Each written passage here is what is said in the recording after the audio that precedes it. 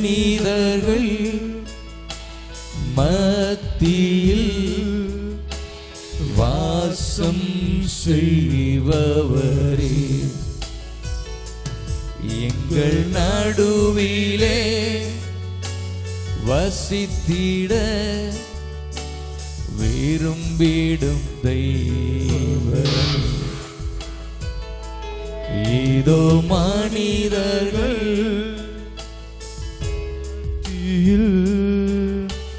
வாசம் செய்பவர், எங்கள் நடுவிலே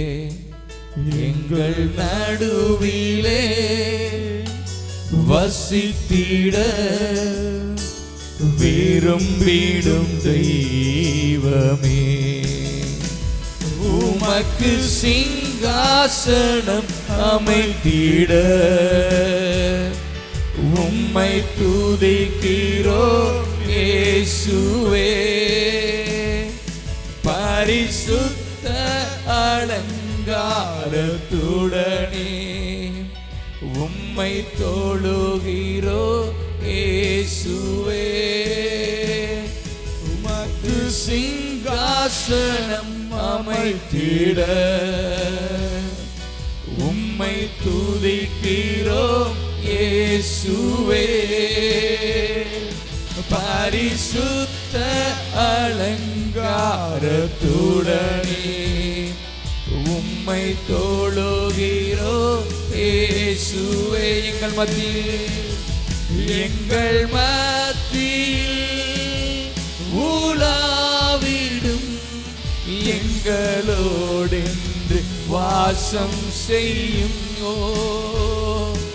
எங்கள் மத்தியில் உலாவிடும் எங்களோடென்று வாசம் செய்யும்.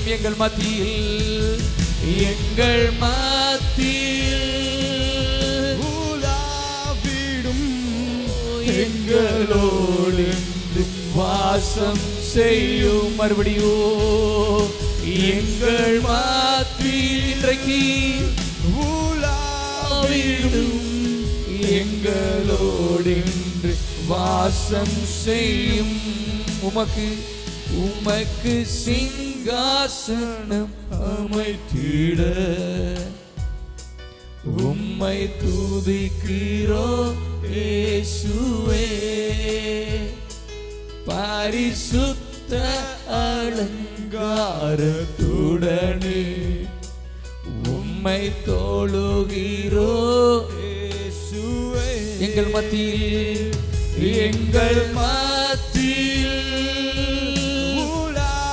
உலாவிடும் எங்களோடென்று வாசம் செய்வோம். எங்கள் மத்தியில் இறங்கி எங்க மத்தியில் அசைவாடுங்கப்பா. உங்க பிரசனத்தை நாங்க வாஞ்சிக்கிறோம், உங்க மகிமையை நாங்கள் வாஞ்சிக்கிறோம். ஆவியானவரே எங்க மத்தியில் அசைவாடுங்க. எங்க மத்தியில் இன்றைக்கு நீர் தங்கிடும் ஆண்டவரே. உலாவிடும் எங்களோடு வாசம் செய்யும். அப்படி கரங்களை வைத்து சொல்வீங்களா? எங்கள் மத்தியில் உலாவிடும் எங்களோடு வாசம் செய்யும். எங்கள் மத்தியில் உலாவிடும் எங்களோடு வாசம் செய்யும். தகப்பனே, உம்மை நோக்கி பார்க்கிறோம் ஆண்டவரே. 3 வருஷம் இந்த இயேசுவை கூட்டத்தை நடத்த கர்த்தர் எங்களுக்கு உதவி செய்திருக்கிறீர்ப்பா. ஒரு புதிய 4வது வருஷம் தொடக்கத்துக்குள்ள எங்களை நீர் அழைத்து செல்கிறீர் ஆண்டவரே. அற்பமா தொடங்கப்பட்ட காரியம் ஆண்டவரே, அற்பமா தொடங்கப்பட்டது இன்றைக்கு எங்களை எவ்வளவாக நீர் உயர்த்திருக்கிறீர்ப்பா. ஒரு 40 பேரால இயேசுவை கூட்டத்தை தொடங்கணும். 3 வருஷம் ஓடியது.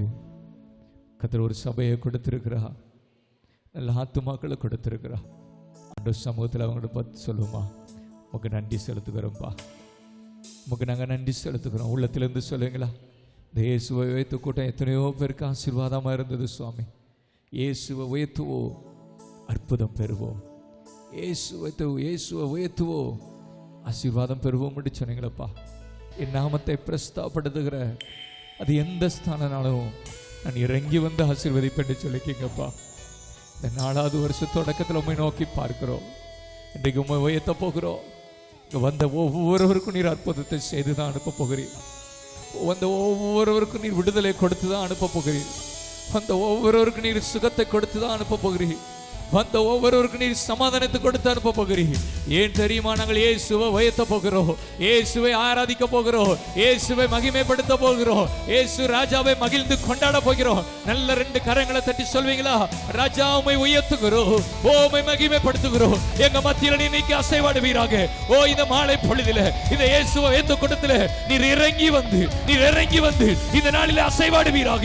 ஒவ்வொருவரையும் தொட்டு நீர் ஆசீர்வதித்து அனுப்புவீராக. பாடல் வேலை, ஆராதனை வேலை, செய்தி வேலையை ஆண்டவரே பொறுப்பெடுத்துக் கொள்ளுங்கப்பா. இது எங்க பிரயாசத்தின எங்க பலத்தினால நடக்கலப்பா, உங்க கிருபையினால உங்களுடைய ஆவியினால இப்பேற்பட்ட கூட்டங்கள் நடந்து கொண்டிருக்கிறதுப்பா. இந்த நாளில் ஆவியானவர் கிரியை செய்வீராக. அந்த ஒருவர் கூட வெறுமையா போகக்கூடாதுப்பா. அந்த ஒருவர் கூட இந்த நாளில் வெறுமையா போகக்கூடாது. நீர் தொட்டு அற்புதத்தை செய்துதான் அனுப்ப வேண்டாம் ஆண்டவரே. தகப்பனே உம்மை நோக்கி பார்க்கிறோம் ஆண்டவரே. மிகுந்த கிருபையினால இறங்குவேன்னு சொல்லிருக்கீங்கப்பா. ஆவியானவர் அசைபாடுங்க, ஒவ்வொன்றையும் நீங்க பொறுப்பெடுத்துக் கொள்ளுங்க. கூட்டத்துக்கு விரோதமாக எழும்புகிற எல்லா சத்துருவின் வல்லமைகள், எல்லா அந்தகாரத்தின் கிரியைகள், எல்லா வான மண்டலத்தின் ஆவிகள், அதனுடைய சேனைகளை நாங்கள் இயேசுவின் நாமத்தை நாங்கள் கடிந்து அப்புறப்படுத்துகிறோம். தேவ பிரசனத்துக்கு விரோதமாக போராடுகிற கிரியைகளை கடிந்து கொடுக்கிறோம். ஆவியானவர் அசைவாடுவீராக, எங்க மத்தியில் நீர் உலாவுவீராக. உடைய கரத்தில் எங்களை ஒப்பு கொடுத்து தாழ்த்தி ஜெபிக்கிறோம் இயேசுவின் நாமத்துக்கு கேட்க நல்ல பிதாவே, ஆமென்.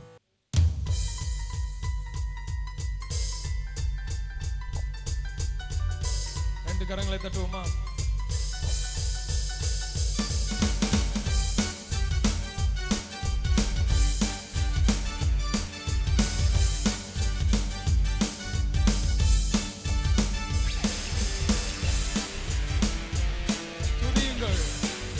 தேவனை ராஜனை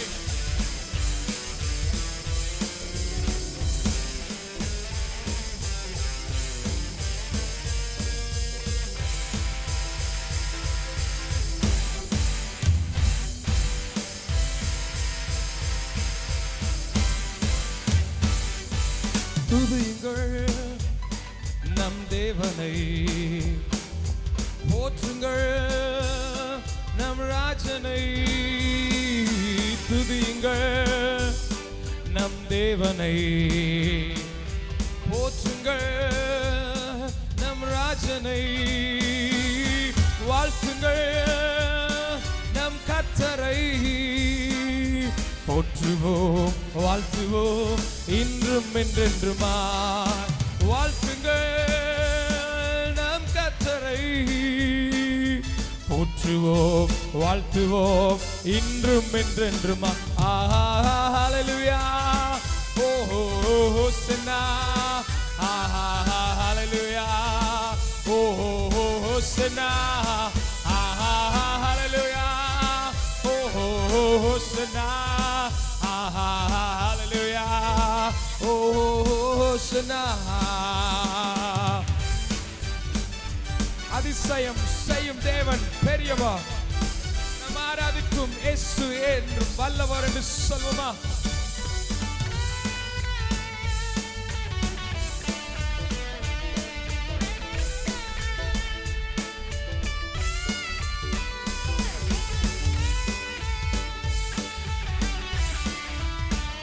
ரெண்டு கரங்களை தட்டி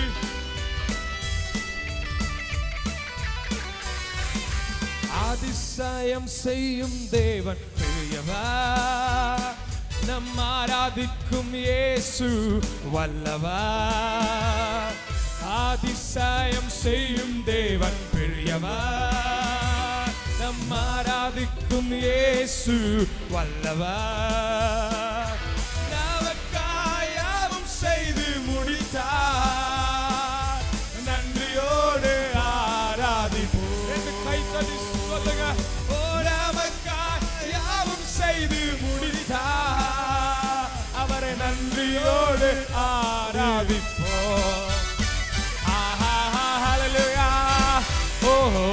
Hosanna, hallelujah.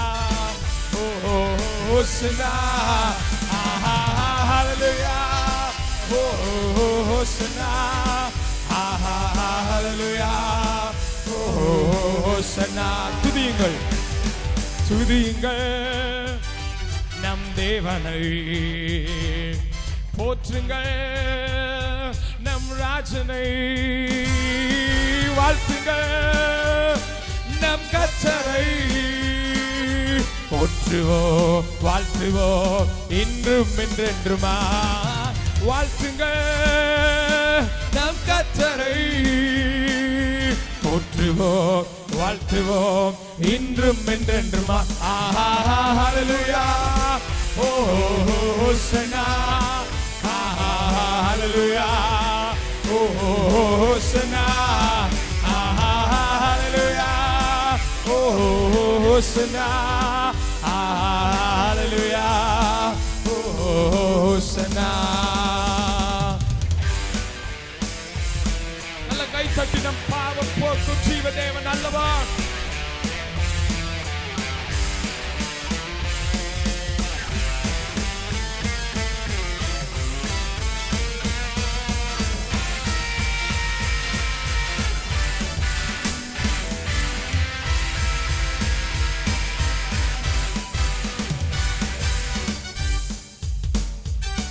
நம் பாவம் போக்கும் ஜீவதேவன் அல்லவா, நம் பாரம் நீக்கும் வல்ல தேவன் சிறந்தவா.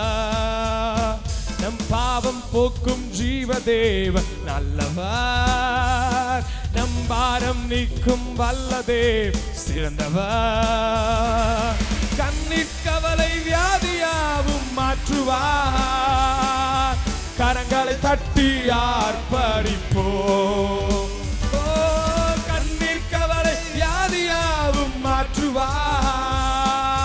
கரங்களை தட்டி எல்லாரும் சேர்ந்து கை தட்டி ஹalleluya, ஹோசனா, ஹalleluya, ஹோசனா, ஹalleluya, ஹோசனா, ஹalleluya, ஹோசனா. துதியுங்கள் நம் தேவனை, போற்றுங்கள் நம் ராஜனை, துதியுங்கள் நம் தேவனை, போற்றுங்கள் நம் ராஜனை. ஓ வாழ்த்துங்கள் நம் கர்த்தரை, போற்றுவோம் வாழ்த்துவோம் இன்றும் என்றென்றுமா. வாழ்த்துங்கள் நம் கர்த்தரை, போற்றுவோம் வாழ்த்துவோம் இன்றும் என்றென்றுமா. ஹalleluya, ஹோசனா, ஹalleluya, ஹோசனா, ஹalleluya, ஹோசனா, ஹalleluya, ஹோசனா. நல்ல கரங்களை சத்தமாக தட்டி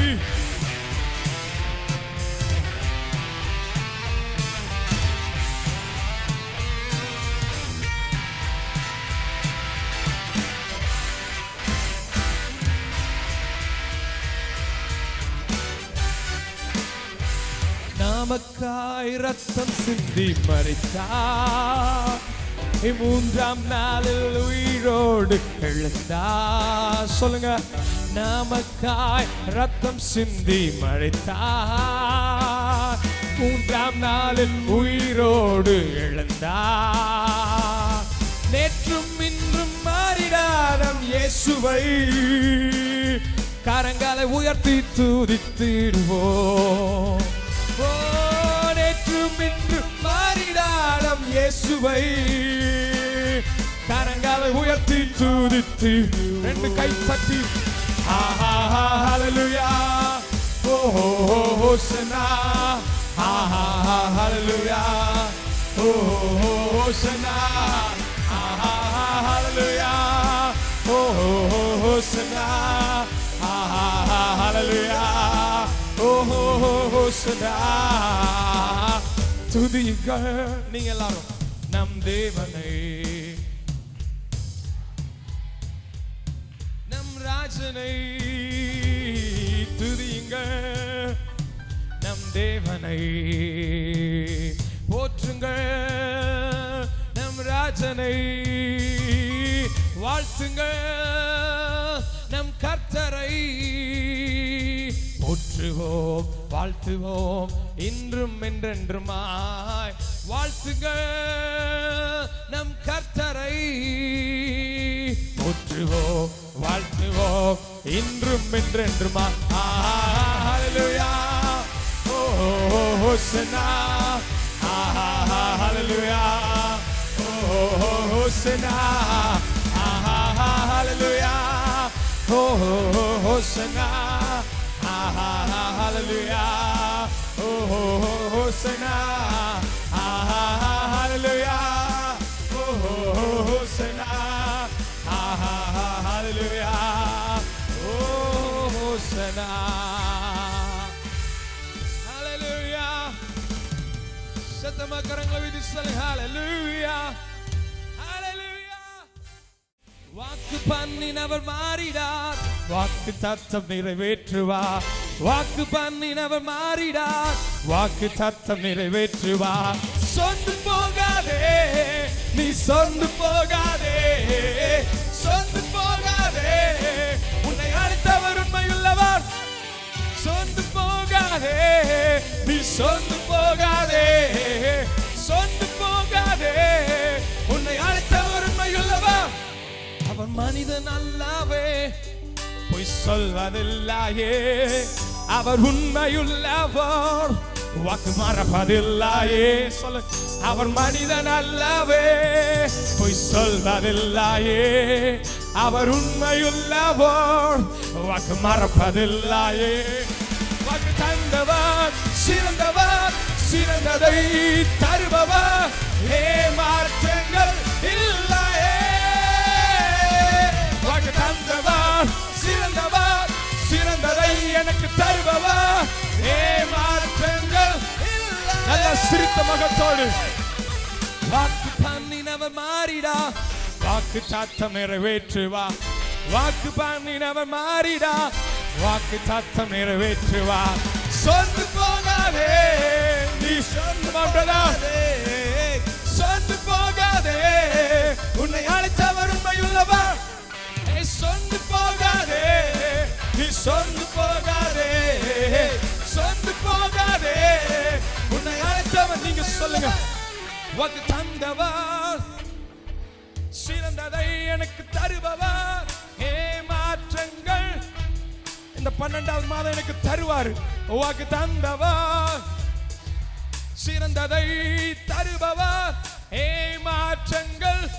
எல்லாரும் இப்போ சேர்ந்து வாக்கு தந்தவர் சிறந்தவர் சிறந்ததை தருபவர் ஏமாற்றங்கள் இல்லையே. வாக்கு தந்தவர் சிறந்தவர் சிறந்ததை தருபவர் ஏமாற்றங்கள். நல்ல கரங்களை தட்டி இல்லையே.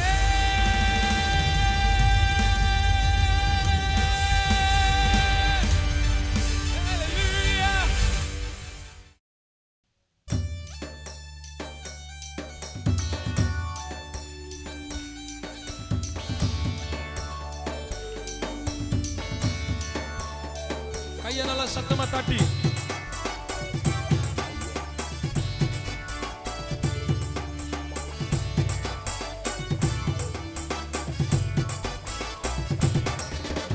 நன்றியுடன் உம்மை பாடிடுவோம் காருண்யத்தை எண்ணி போற்றிடுவோம். நன்றியுடன் உம்மை பாடிடுவோம் காருண்யத்தை எண்ணி போற்றிடுவோம். வார்த்தையினால் சொன்னதெல்லாம் கரங்களினால் இன்னும் வார்த்தையினால் நீ சொன்னதெல்லாம் கரங்களினால் இன்று நிறைவேற்றி நீ. நன்றி நன்றி சொல்வோம் உயிர் உள்ளவர் ஒன்றும் குறையாமல் காத்திடும் நல்லவர். நன்றி நன்றி சொல்வோம் உயிர் உள்ளவர் ஒன்றும் குறையாமல் காத்திடும் நல்லவர். நன்றி நன்றி சொல்வோம் உயிர் உள்ளவர் நல்லவரை, நன்றி நன்றி சொல்வோம் உயிர் உள்ளவரை, ஒன்றும் குறையாமல் காத்திடும் நல்லவரை, உடன்படிக்கை செய்து நடத்தி வந்து மாறாமல் எப்போதும் காத்து கொண்டு சொல்லுங்க.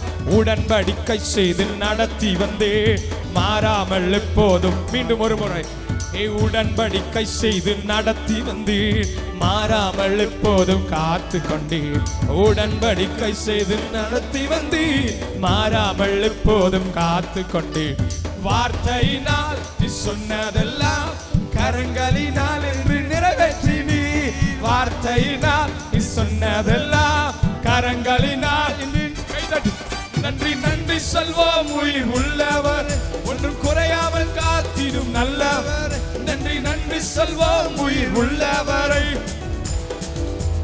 நல்லவரை, நன்றி நன்றி சொல்வோம் உயிர் உள்ளவரை, ஒன்றும் குறையாமல் காத்திடும் நல்லவரை, நன்றி நன்றி சொல்வோம் உயிர் உள்ளவரை, ஒன்றும் குறையாமல் காத்திடும் நல்லவரை, வறட்சியின் தேசத்தை மாற்றி வைத்து செழிப்பான தேசத்தில் நாட்டி வைத்து, வறட்சியின் தேசத்தை மாற்றி வைத்து செழிப்பான தேசத்தில், மறுபடியும் சொல்லுங்க, வறட்சியின் மாற்றி வைத்து செழிப்பான தேசத்தில் நாட்டி வைத்து, வறட்சியின் தேசத்தை மாற்றி வைத்து செழிப்பான தேசத்தில், சொல்லுங்க, வார்த்தையினால் நீ சொன்னதெல்லாம் கரங்களினால் இன்று, வார்த்தையினால் நீ சொன்னதெல்லாம் கரங்களினால் இன்று, நன்றி நன்றி சொல்வோம் உயிர் உள்ளவரை, ஒன்றும் குறையாமல் காத்திடும் நல்லவரை, நன்றி நன்றி சொல்வோம் உயிர் உள்ளவரை, ஒன்றும் குறையாமல் நல்லவரை, நன்றி நன்றி சொல்வோம் உயிர் உள்ளவரை, ஒன்றும் குறையாமல் காத்திடும் நல்லவரை, நன்றி நன்றி சொல்வோம் உயிர் உள்ளவரை, ஒன்றும் குறையாமல் காத்திடும் நல்லவரை, கைவிடாமல் விட்டு விலகிடாமல் நெருங்கின பாதையில் கூட வந்து, கைவிடாமல் விட்டு விலகிடாமல் நெருங்கில பாதையிலும் கூட, சொல்லுங்க பார்க்கலாம், கைவிடாம் விட்டு விலகிடாமல் நெருங்கின பாதையிலும் கூட வந்து, என்னை கைவிடாமல் விட்டு விலகிடாமல் நெருங்கின பாதையில், வார்த்தையினால் நீ சொன்னதெல்லாம் கரங்களினால் இன்று, வார்த்தையினால் நீ சொன்னதெல்லாம் கரங்களினால் இன்று நிறைவேற்றி, நன்றி நன்றி சொல்வோம் உயிர் உள்ளவரை, ஒன்றும் குறையாமல் காத்திடும் நல்லவரை, நன்றி நன்றி சொல்வோம் உயிர் உள்ளவரை, ஒன்றும் குறையாமல் காத்திடும் நல்லவரை, நன்றி நன்றி சொல்வோம் உயிர் உள்ளவர், ஒன்று குறையாமல் காத்திடும் நல்லவரை, நன்றி நன்றி சொல்வோம் உள்ளவரை, ஒன்று குறையாமல் காத்திடும், நல்லவரை, காற்றுமில்ல மழையுமில்ல வாய்க்கால தண்ணீரால் நிரப்பிவிட்டு, காற்றுமில்ல மழையுமில்ல வாய்க்கால தண்ணீரால், மறுபடியும் சொல்லுங்க பார்க்கலாம், காற்றுமில்ல மழையுமில்ல வாய்க்கால தண்ணீரால் நிரப்பிவிட்டு, காற்றுமில்ல மழையுமில்ல வாய்க்கால தண்ணீர், ஏன் தெரியுமா, அவர் வார்த்தையினால் சொன்னதெல்லாம் கரங்களினால் என்று, அவர் வார்த்தையினால் சொன்னதெல்லாம் கரங்களினால் என்று, நன்றி நன்றி சொல்வோம் உயிர் உள்ளவரை, ஒன்று குறையாமல் காத்திடும் நல்லவரை, நன்றி நன்றி சொல்வோம் உயிர் உள்ளவரை, ஒன்று குறையாமல் காத்திடும் நல்லவரை,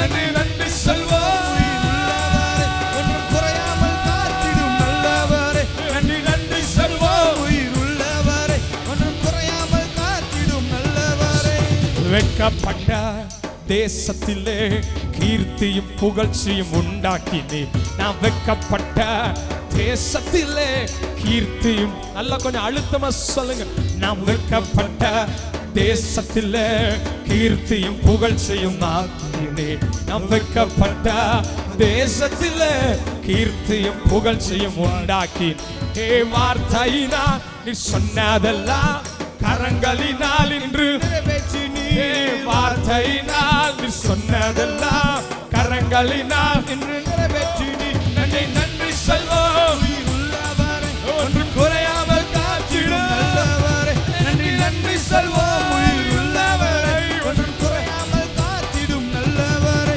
நன்றி நன்றி சொல்வோம் உயிர் உள்ளவரை, ஒன்று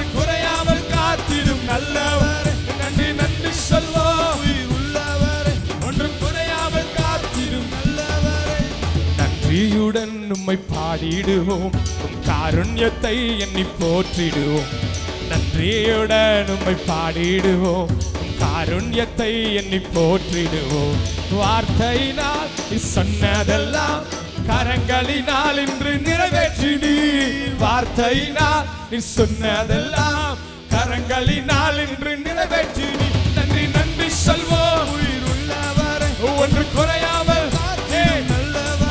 நன்றி நன்றி சொல்வோம், உயிர் உள்ளவரை ஒன்று குறையாமல் காத்திடும் நல்லவரே. நன்றி நன்றி சொல்வோம், உள்ளவரை ஒன்று குறையாமல் காத்திடும் நல்லவரை நன்றி நன்றி சொல்வோம், உயிர் உள்ளவரை. ஒன்றும் குறையாமல் காத்திடும் நல்லவரை நன்றி நன்றி சொல்வோம், உயிர் உள்ளவரை. ஒன்று குறையாமல் காத்திடும் நல்லவரை.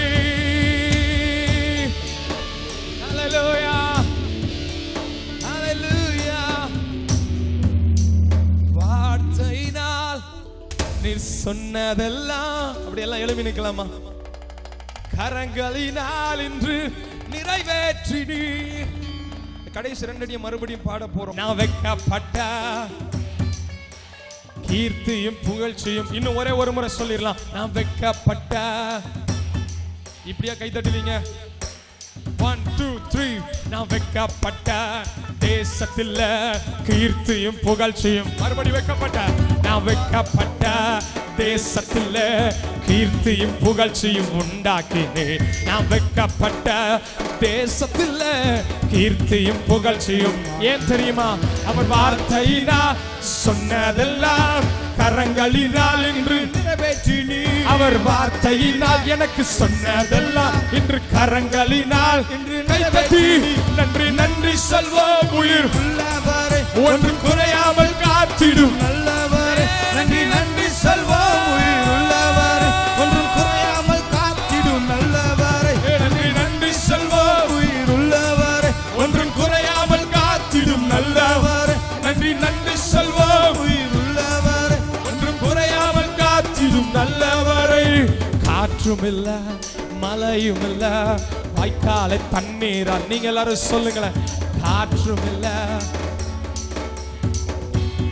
இந்த சத்தம் போதாத. காற்றும் இல்ல, மழையும் இல்ல, வாய்க்கால தண்ணீரால் நிரப்பு விட்டு. காற்றும் இல்ல, மழையும் இல்ல, வாய்க்கால தண்ணீரால். சொல்லி பாருங்க. வார்த்தையினால் நீ சொன்னதெல்லாம் கரங்களினால் இன்று நிறைவேற்றினி.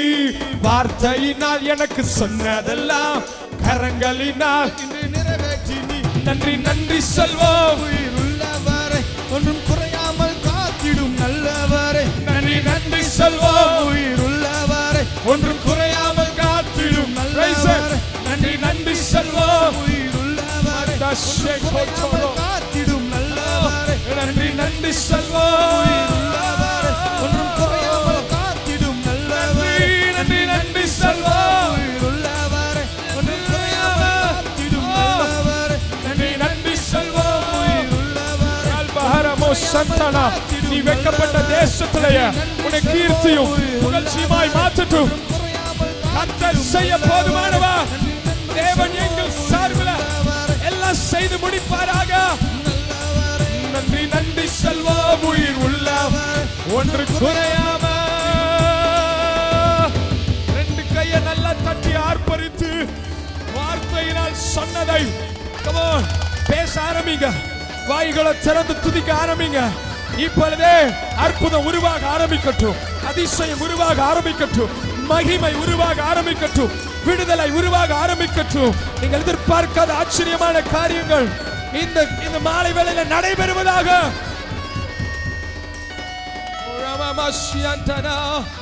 வலது கரத்தை பரலோக நேரா உயர்த்தி கண்களை மூடி இருக்கலாம்.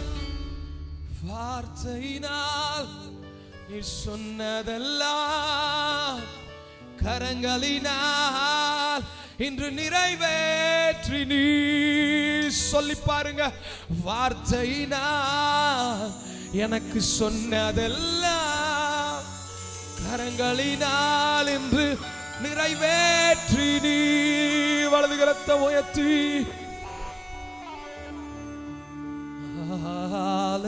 Hallelujah.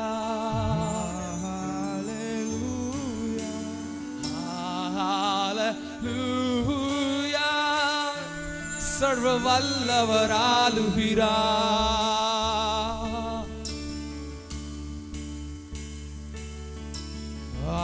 Hallelujah.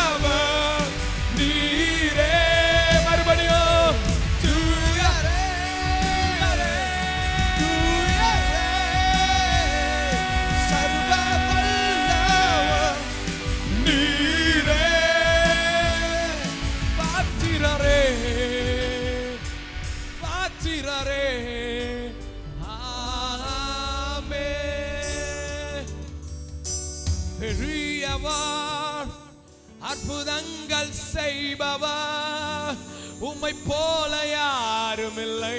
கரங்களை உயர்த்தி ஆசையா உம்மை போல யாரும் இல்லை. பெரியவர் அற்புதங்கள் செய்பவர் உம்மை போல யாரும் இல்லை. உம்மை போல யாரும் இல்லை. பெரியவர் அற்புதங்கள் செய்பவர் உம்மை போல யாரும் இல்லை. உம்மை போல யாரும் இல்லை. பெரியவர் அற்புதங்கள் செய்பவர் உம்மை போல யாரும் இல்லை. உம்மை போல யாரும் இல்லை. அவங்க மட்டும் சொல்லட்டும். பெரியவர் அற்புதங்கள் உம்மை போல யாரும் இல்லை. உம்மை போல யாரும் இல்லை. பெரியவர் அற்புதங்கள் செய்பவர் உம்மை போல யாரும் இல்லை. உம்மை போல யாருங்க. ஹல்லேலூயா. அந்த 12வது மாசம் என் வாழ்க்கை எல்லாம் முடிய போகுது. எனக்கு என்ன ஆரம்பம் உண்டுன்னு வந்திருக்கீங்களா? கர்த்தர் புது ஆரம்பத்தை தருவார். எங்க முடிஞ்சிட்டு நினைக்கமா அங்க புது ஆரம்பத்தை தருவார். எங்க இல்ல நினைக்கமா அங்க புதிய நிறைவை தருவார். எங்க வெறுமை நினைக்கிறோமா அங்க நிறைவை தருவார். ஓ நீர் நல்லவா, எல்லாமே முடிந்ததென்று என்னை பார்த்து இகழ்ந்தனா, இனி என்றும் எழும்புவதில்லை என்று சொல்லி நகைத்தனர். எல்லாரும் எல்லாமே முடிந்ததென்று என்னை பார்த்து இகழ்ந்தனர், இனி என்றும் எழும்புவதில்லை என்று சொல்லி நகைத்தனர். இப்ப சொல்லுங்க. ஆனாலும் நீங்க என்னை கண்ட விதம் பெரியதே, என் உயர்வின் பெருமை எல்லாம் ஒருவருக்குரியதே. ஆனாலும் நீங்க என்னை கண்ட விதம் பெரியதே, என் உயர்வின் பெருமை எல்லாம் ஒருவருக்குரியதே. கரங்களை உயர்த்தி நீர் மட்டும் பெருகணும், நீர் மட்டும் பெருகணும், நீர் மட்டும் சொல்லி பாருங்கப்பா. நீர் இயேசு உயர்த்தும் கூடுகையில ஓ நீர் மட்டும் பெருகணும். அப்படி சிரிச்ச முகத்தோட ஆசை அவரை பார்த்து நீங்க மட்டும் தான்ப்பா. நீர் மட்டும் பெருகணும். நீர் இப்ப சொல்ல உடைக்கப்பட்ட பாத்திரமானே உபயோகமற்றிருந்தே, ஒன்றுக்கும் உதவுவதில்லை என்று சொல். அப்படி வந்து நிக்கிறீங்களா? உடைக்கப்பட்ட பாத்திரமானேன், உபயோகமற்றிருந்தேன், ஒன்றுக்கும் உதவுவதில்லை என்று சொல்லி ஒதுக்கப்பட்டே. குயவனே உந்தன் காரம் மீண்டும் என்னை வணைந்ததே, நான் விழுந்து போன இடங்களில் எல்லாம் என் தலையை உயர்த்தியதே. குயவனே உந்தன் காரம் மீண்டும் என்னை வணைந்ததே, விழுந்து போன இடங்களில் எல்லாம் என் தலையை உயர்த்தியதே. நீங்க நீர் மட்டும் Come on church. நீர் மட்டும் சபையே நீர் மட்டும் இயேசுவே நீர் மட்டும் பெருகணும் நீர் மட்டும் பெருகணும் நீர் மட்டும் நீர் மட்டும் இயேசுவே நீர் மட்டும் பெருகணும் நீர் மட்டும் பெருகணும் நீர் மட்டும் பெருகணும் நீர் மட்டும் இயேசுவே நீர் மட்டும். Come on brother, come on sister, let's praise him, worship Jesus. நீர் மட்டும் பெருகணும் நீர் மட்டும் இயேசுவே. வலது கரத்தை உயர்த்தி ஒரே ஒரு வார்த்தை, ஏசப்பா என்னை எந்த உயர்வுக்கு கொண்டு போனாலும் என் வாழ்க்கையில இப்போ உங்க மேல வச்சிருக்கிற அன்புல 1% கூட நான் குறைய மாட்டேன் அப்படி சொல்லிருங்க. கமான், ஒரு தீர்மானம் எடுங்க. இந்த 2014 நான் இன்னைக்கு எந்த சூழ்நிலையோடு உங்களை நேசிக்கிறனோ, 2015ல எத்தனை கோடிகள் என் பாதத்துக்கு வந்தாலும் அது என்ன தூக்கிட கூடாது, நீங்க மட்டும் பெருகணும்னு நான் சொல்லி நிக்கணும். அப்படி ஒரு வார்த்தை சொல்லி பழகிட்டீங்கன்னா உங்க அற்புதம் உங்க கையில இருக்கும். அது உங்களை விட்டு விலகி போகாது. உங்க அற்புதம் உங்களுக்குரியதா இருக்கும். அது ஒரு நாளும் உங்களை விட்டு எடுபட போக முடியாது. சொல்லிடலாமா? ஆனாலும் நீங்க என்னை கண்ட விதம் பெரியதே, என் உயர்வின் பெருமை எல்லாம் ஒவ்வொருவருக்கும். ஆனாலும் நீங்க என்னை கண்ட விதம் பெரியதே, என் உயர்வின் பெருமை எல்லாம் ஒவ்வொருவருக்குரியதே. நீர் மட்டும் ஆசையா, நீர் மட்டும் பெருகணும், நீர் மட்டும் பெருகணும், நீர் மட்டும் இயேசுவே, நீர் மட்டும் பெருகணும், நீர் மட்டும் நீர் மட்டும் பெருகணும், நீர் மட்டும் இயேசுவே, நீர் மட்டும் பெருகணும், நீர் மட்டும் பெருகணும், நீர் மட்டும் பெருகணும், நீர் மட்டும் இயேசுவே, நீர் மட்டும் பெருகணும், நீர் மட்டும் பெருகணும், நீர் மட்டும் பெருகணும், நீர் மட்டும்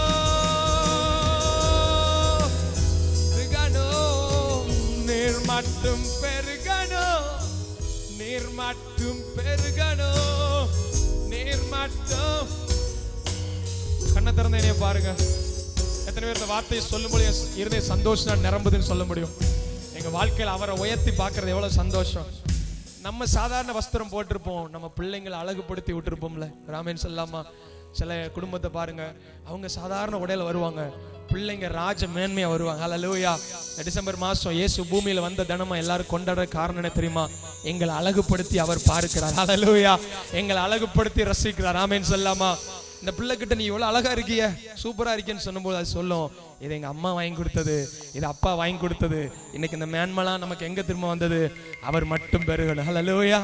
ஒரே ஒரு முறை அப்படி மைல்டா சிரிச்சுக்கிட்டே சொல்லுங்க, நீர் மட்டும், ஓ நீர் மட்டும் பெருகணும், நீர் மட்டும் பெருகணும், நீர் மட்டும் இயேசுவே, நீர் மட்டும் praise him, நீர் மட்டும் பெருகணும், oh glory, நீர் மட்டும் பெருகணும். When I was sick, you died, made me whole. When I was lost in sorrow, you gave me a word to comfort me. When I was lost in sin, you made me understand your beautiful love. When I thought there is none for me, you proved it all for me. I know my sin, I know my sorrow. I know my distance. I am no more alone. I am no more alone. 'Cause Jesus, my Lord, my God, my Savior.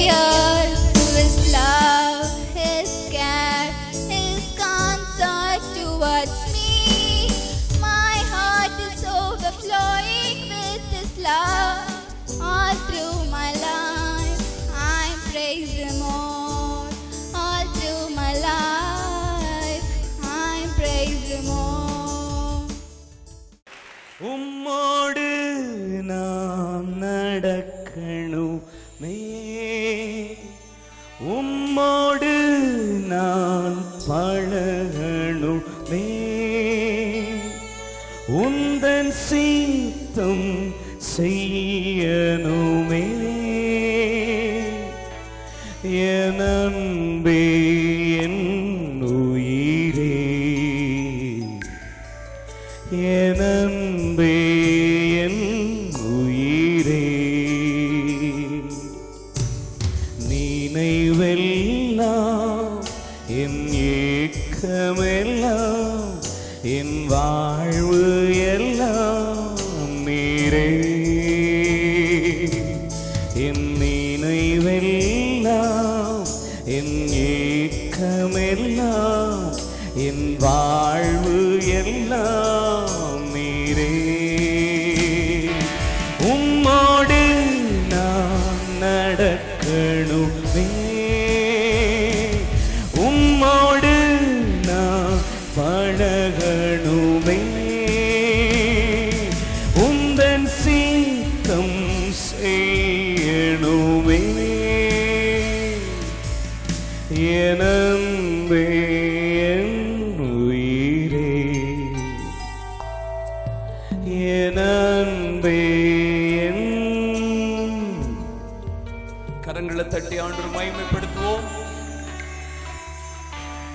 இந்த வருஷத்தின் கடைசி மாதத்துல ஆண்டவரை நோக்கி இயேசு உயர்த்தும்படி வந்திருக்கிறவங்க ஒவ்வொருவரையும் இயேசு நாமத்தில் அன்போடு வாழ்த்தி வரவேற்கிறோம். அப்போஸ்தல அக்கினி சபையின் சார்பாக வாழ்த்துகிறோம். கர்த்தர் உங்களை ஆசீர்வதிப்பாராக. இந்த நாளில் நம்ம மத்தியில் அருமையான தேவ மனிதர்கள் வந்திருக்கிறது ஒரு பெரிய பாக்கியம். அருமையான பிரதர் ஜான் தாமஸ் மெஞ்ஞானபுரத்தில் கர்த்தருடைய நல்ல கனமான ஊழியத்தை பல ஆண்டு காலமாக செய்து வருகிறார்கள். நம்ம எட்வின் பிரபாகர் பிரதரை எப்போ மீட் பண்ணுன்னு சொன்ன ஒரு 15 வருடங்களுக்கு முன்பாக, அதே போல் அருமையான தேவ மனிதரையும் அந்த நாட்களில் மீட் பண்ண இந்த நாளில் அவர் நம்ம மத்தியில் இருக்கிறது ரொம்ப ஆசீர்வாதம். கரங்களை தட்டி அன்போடு அவரை வாழ்த்தி வரவேற்போம். இப்பொழுது அருமையான பிரதர் ஜான் தாமஸ் அவர்களை அருமையான பிரதர் மேத்யூ அவர்கள் பொன்னாடை போத்தி அன்போடு வரவேற்பார்கள்.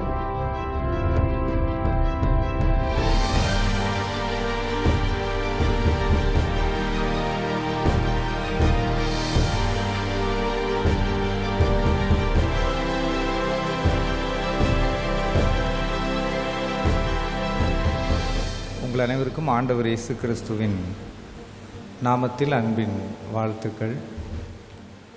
மிகுந்த அன்போடு என்னை ஏற்றுக்கொண்ட அருமையான சகோதரர்களுக்கும், அவர்களோடு இணைந்து ஆண்டவருடைய பணியை செய்து வருகின்ற கர்த்தருடைய ஊழியக்காரர்கள் யாவருக்கும், இன்றும் நம் மத்தியில் இருக்கக்கூடிய ஆண்டவருடைய ஊழியர்கள் யாவருக்கும், வந்திருக்கின்ற உங்கள் யாவருக்கும் என்னுடைய அன்பின் வாழ்த்துதலையும் நன்றியும் தெரிவித்துக் கொள்ளுகின்றேன். நாம் இன்று கர்த்தருடைய வார்த்தைக்காக கண்களை மூடி நாம் ஜெபம் செய்வோம். நம்முடைய ஆண்டவர் இயேசு கிறிஸ்து நேற்றும் இன்றும் என்றும் மாறாதவர். ஆண்டவருடைய பிரசன்னம், ஆண்டவருடைய கிருபையை நாம் உணர்வோம். இவ்வளவு நேரமாக நாம் தேவாதி தேவனுடைய நாமத்தை உயர்த்தி புகழ்ந்து நாம் பாடினோம். தேவன் அதில் மகிமைப்பட்டார்கள்.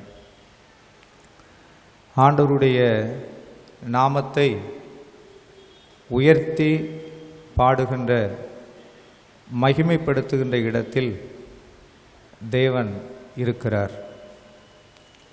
ஏனென்றால் கர்த்தரை நாம் கருத்தோடும் ஆவியோடும் ஓசை உள்ள கைத்தாளத்தோடும் மகிமைப்படுத்த தேவன் விரும்புகின்றார்.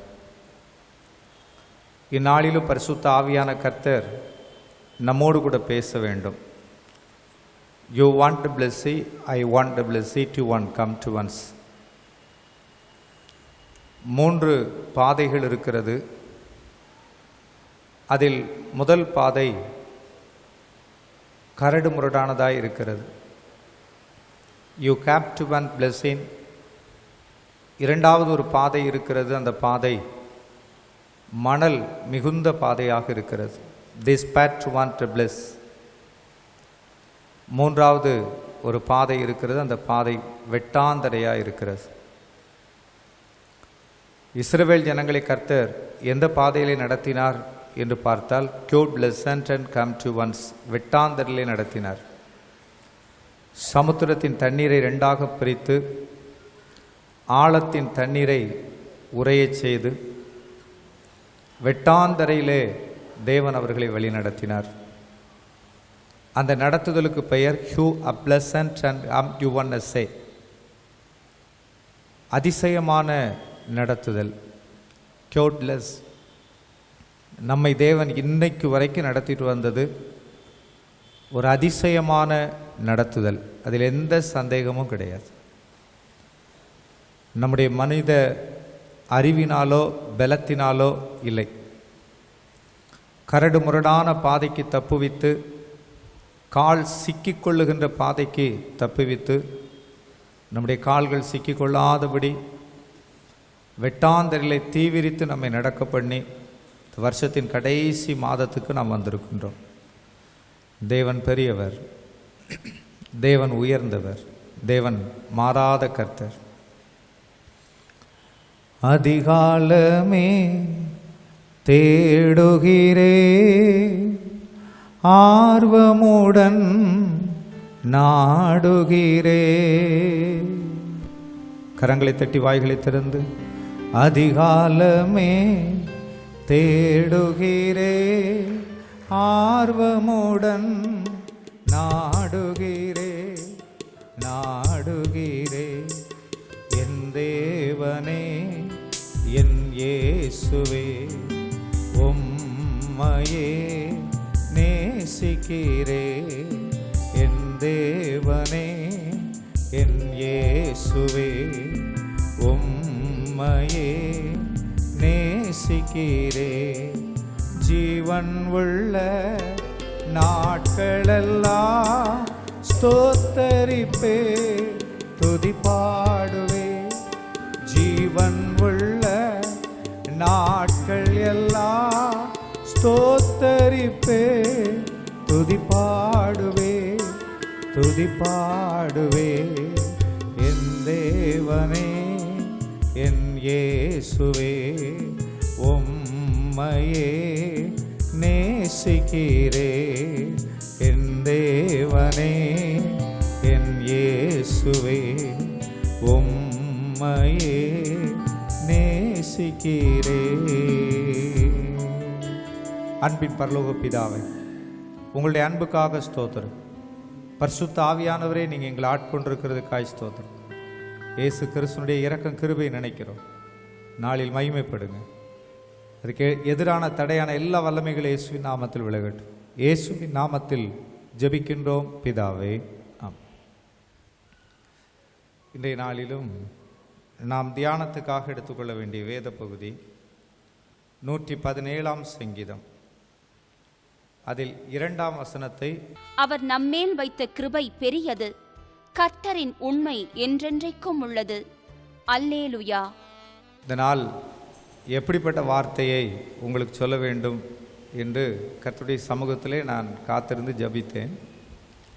ஆண்டவர் 117ஆம் சங்கீதம் 2வது வசனத்தை காண்பித்து, கர்த்தர் நம்மேல் வைத்த கிருபை பெரியது. இந்த பூமியில் ஆண்டவருடைய கிருபைக்கு மேலானது ஒன்றுமே இல்லை. அதனால தான் தேவனுடைய மனிதன் சொல்லும்போது, என் ஜீவனை பாரிக்கிலும் உங்களுடைய கிருபை நல்லது. நான் இப்படி யோசித்து பார்த்தேன். ஒரு கையில் ஜீவன், ஒரு கையில் கிருபை. உயிர் பெருசா கிருபை பெருசா அப்படின்னு கேட்டால், இந்த கிருபை இருக்கிறதுனால தான் உயிர் இருக்கு. அப்போ இந்த ரெண்டில் எது பெரிது அப்படின்னு பார்ப்போம் என்றால், கிருபை தான் பெரிது. புலம்பல் 3ஆம் அதிகாரம் 22ஆம் வசனத்தில் பார்க்கும்போது, நாம் நிர்மூலமாகாதிருக்கிறது ஆண்டவருடைய கிருபை. தேவனுடைய கிருபையை நாம் உணரக்கூடிய ஒரு காலகட்டத்துக்குள்ளே நாம் இருக்கின்றோம். இந்த வருஷ துவக்கத்திலிருந்து 11 மாதங்கள் முடிந்து 12வது மாதத்தின் முதல் வாரத்திலே நாம் வந்திருக்கின்றோம். இந்த 11 மாதம் மாத்திரமல்ல, நம்முடைய வயதை நாம் கணக்கிட்டு பார்ப்போம் என்றால், தேவனாகிய கர்த்தர் நமக்கு எவ்வளவு கிருபை பாராட்டி இருக்கிறார் என்று தெரியும். 40 வயதுக்கு கீழானவர்களும் இருக்கிறீர்கள், 40 வயதிற்கு மேலானவர்களும் இருக்கின்றோம். அதில் நான் வந்துடுவேன். 40 வயதுக்கு மேலானவர்களும் இருக்கின்றோம். அருமையான தேவனுடைய பிள்ளைகளே, உலகத்தில் ஒரு காரியம் இப்படி சொல்லுவார்கள், ஆனால் நமக்கு அப்படி இல்லை. பிறந்ததுலேருந்து 40 வயது வரைக்கும் ஏறு காலம் என்பார்கள். 40லிருந்து 80 வரைக்கும் இறங்கு காலம் என்பார்கள். ஆனால் ஆபிரகாமுடைய வாழ்க்கையில் சாகிற வரைக்கும் ஏறு காலம்தான். ஆதியாகமம் 24:1 சொல்லுகிறது, கர்த்தர் அவரை முதிர் வயது வரைக்கும் ஆசீர்வதித்தார். இந்த பூமியில் சொல்லப்படுகின்ற அந்த சொல்லின்படி தேவன் நம்மை நடத்தாமல் அவர் தம்முடைய கிருபையின்படி நம்மை நடத்துகிறதினால் நாம் நிர்மூலமாகாது இருக்கின்றோம். அது ஆண்டவருடைய பெரிதான கிருபை. பொதுவாக கிருபை என்றவுடனே நமக்கு ஒன்று ஞாபகத்துக்கு வர வேண்டும். கிருபை என்றால் அந்த கிருபைக்கு ஒரு உருவம் உண்டு. அந்த கிருபை யார் அப்படின்னா அவர் தான் ஆண்டவர் இயேசு கிறிஸ்து. கிருபை என்றால் உடனே நாம் கிருபையே எங்கேயோ ஏதோ அப்படின்னு நினச்சிடக்கூடாது. அந்த கிருபை யாருன்னா அவர் தான் இயேசு கிறிஸ்து. எப்படிங்க கிருபை இயேசு கிறிஸ்துன்னு சொல்கிறீங்க? நீங்கள் வெளிப்படுத்தல் 12ஆம் அதிகாரம் 1 வசனத்தில் வாசித்து பார்க்கின்ற பொழுது, அந்த ஸ்திரீ சூரியனை அணிந்திருந்தாள். அவள் நின்றது எங்கே என்றால் சந்திரனில். சூரியன் என்பது மல்கியா 4:2 நீதியின் சூரியன் இயேசு கிறிஸ்து. சந்திரன் என்பது கிருபை. அந்த கிருபை, ஒவ்வொரு மனிதனும் கிருபையில் நிற்கிறார். அது எப்படி சொல்லுகிறேன் என்றால், அவர் நமக்காக கிருபாதார பலியானார். அவர் நமக்காக கிருபாதார பலியானார். வசனத்தை நீங்கள் எடுத்து வாசித்து பார்ப்பீங்கன்னா 1 யோவான் 4ஆம் அதிகாரம் அதில் 10வது வசனத்தை ஒருத்தர் வாசிங்க. 1 யோவான் 4:10. நாம் தேவனிடத்தில் அன்பு கூர்ந்ததினால் அல்ல, நாம் தேவனிடத்தில் அன்பு கூர்ந்ததினால் அல்ல, அவர் நம்மிடத்தில் அன்பு கூர்ந்து நம்முடைய பாவங்களை நிவிர்த்தி செய்கிற கிருபாதார பலியாக தம்முடைய குமாரனை அனுப்பினதினாலே அன்பு உண்டாயிருக்கிறது. இயேசு கிறிஸ்து நமக்காக என்ன பலியானார் அப்படின்னா கிருபாதார பலி. அப்போ அந்த கிருபையினால தான் இன்றைக்கு நாம் இந்த இடத்துல நின்று கரங்களை உயர்த்தி ஆடி பாடி இவ்வளவு தைரியமாக துதி செய்கிறோம் என்றால், யோவான் 1 அதிகாரம் 12வது வசனம் சொல்லுகிறது, அந்த கிருபை நாம் பெற்றிருக்கிறோம். 12வது வசனத்தை வாசிங்க. 12 யோவான் 1 அதிகாரம் 12வது வசனம். அவருடைய நாமத்தின் மேல் இயேசு கிறிஸ்துவினுடைய நாமத்தின் மேல் விசுவாசம் உள்ளவர்களாய் அவரை ஏற்றுக்கொண்டவர்கள் எத்தனை பேர்களோ, இயேசு கிறிஸ்துவை சொந்த இரட்சகராக ஏற்றுக்கொண்டவர்கள் எத்தனை பேர்களோ அத்தனை பேர்களும் தேவனுடைய பிள்ளைகளாகும்படிக்கு அதிகாரம் கொடுத்த கிருபை பெற்றோம். என்ன கிருபை பெற்றோம் என்றால், பிதாவுக்கு பிள்ளையாகிற அந்த சிலாக்கியமாகிய கிருபை பெற்றோம். இந்த கிருபை குறித்து தான் 117ஆம் சங்கீதம் 2ஆம் வசனத்திலே வாசித்து பார்க்கின்ற பொழுது, இந்த கிருபை பெரியது, இந்த கிருபை அளவிட முடியாது. ஏனென்றால் வேதம் சொல்லுகிற இந்த கிருபை எவ்வளவு பெருசு நீங்கள் பார்க்கணுமா? யோவான் 3ஆவது அதிகாரம் 16வது வசனம் சொல்லுகின்றது போல அந்த கிருபைக்கு ஒரு அளவே கிடையாது. வாசிங்க. யோவான் 3:16. தேவன் தம்முடைய ஒரே பேரான குமாரனை விசுவாசிக்கிறவன் அவன் கெட்டு போகாமல் நித்திய ஜீவனை அடையும்படி அவரை தந்தருளி இவ்வளவாய் உலகத்தில் அது எவ்வளவு? அந்த கிருபைக்கு அளவு கிடையாது. எபிரேயர் 2ஆம் அதிகாரம் 4வது வசனத்தின் பின்பகுதியிலே பார்க்கிற போது, இவ்வளவு பெரிதான ரட்சிப்பு அளவு. மனுஷன் உலகம் முழுவதையும் ஆதாயப்படுத்தி கொண்டாலும் தன் ஜீவனை நஷ்டப்படுத்தினால் அவனுக்கு லாபம் என்ன? உலகம் முழுவதுக்கு ஒரு கிரயத்தை போட்டு ஒரு மனுஷனுடைய ஆத்மாவுக்கு ஒரு கிரயத்தை போட முடியுமான்னா போட முடியாது. உலகம் முழுவதுக்கும் ஒரு கிரயமிட்டு இந்த கிரயத்தினால இந்த மனுஷனை மீட்டு கொள்ளலாமான்னா மீட்க முடியாது. கிருபையினால தான் மீட்க முடியும். மனுஷன் உலகம் முழுவதையும் ஆதாயப்படுத்தி கொண்டாலும் தன் ஜீவனை நஷ்டப்படுத்தினால் அவனுக்கு லாபம் என்ன? ஒன்றில்லை. அவ பிதாவாகிய தேவன் தம்முடைய குமாரனை நமக்காக தந்தருளினார். அது நமக்கு பாராட்டின கிருபை.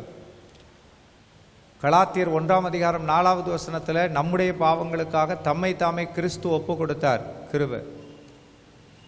1 யோவான் 4:10 வாசித்து பார்க்கிற போது அவர் நமக்காக கிருபாதார பலியானார். அவர் சர்வலோகத்தின் பாவத்தை சுமந்து தீர்க்கிற தேவ ஆட்டுக்குட்டியானவராக அவர் வெளிப்பட்டார். 1 பேதுரு 1 அதில் நீங்கள் வாசித்து பார்க்கின்ற போது 19வது வசனத்தில் இயேசு கிறிஸ்து சிந்தின இரத்தம் விலையேற பெற்ற இரத்தம். காரணம் என்னன்னா, ஜனத்தின் ஆத்துமாவை மீட்கும்படிக்காக இயேசு தம்முடைய விலையேற பெற்ற இரத்தத்தை, பரிசுத்தமான இரத்தத்தை சிந்தினார். அப்போ இந்த வசனங்கள் எல்லாம் நாம் பார்க்கின்ற பொழுது ஒரு காரியத்தை உணர்கின்றோம். நாம் நிற்பது நிர்மூலமாகாதிருக்கிறது ஆண்டவருடைய கிருபை. இந்த கிருபையை உணராமல் பேசுகிற ஒரு கூட்டணிக்கு பூமியில் இருக்கு. இந்த கிருபையை உணராமல் நடந்து கொள்ளுகிற மக்கள் இன்றைக்கு இந்த பூமியில் இருக்கிறார்கள். நான் ரட்சிப்பின் அனுபவத்துக்குள்ள வந்து ஊழியத்துக்கு என்னை ஒப்பு கொடுத்த ஆரம்ப காலம் 96வது வருஷம். எங்கள் வீட்டுக்கு முன்பாக ஒரு 3 கடை கட்டி வாடகைக்கு விட்டுருந்தோம். இதில் என்னை ரட்சிப்புக்குள்ளே வழி நடத்தின அருமையான தகப்பனார். அவர் கொஞ்சம் நல்ல முன்கோபக்காரர். அந்த அண்ணன் பெயர் இஸ்ரவேல். அவங்க இப்போ இளைப்பாறுதலுக்குள்ளே பிரவேசித்து விட்டார்கள். அவங்களுடைய பிள்ளைகள் எல்லாம் பாண்டிச்சேரியில் தொழில் அவங்க திருமணமாகி அவங்கெல்லாம் நல்ல நல்ல தொழில் செய்து கொண்டிருக்கிறாங்க. இந்த அண்ணனுக்கு ஒரு 70 வயதுக்கு மேலே இருக்கும். அருமையான தேவனுடைய பிள்ளைகளே, இந்த பழைய இரும்பு இந்த மாதிரி பொருட்கள் வாங்கக்கூடிய கடை, நான் எங்களுடைய கடையில் ஒரு வாடகைக்கு ஒரு கடை எடுத்து அதில் அந்த வியாபாரத்தை சும்மா நேரப்போக்குக்காக வைத்திருக்கிறார்கள்.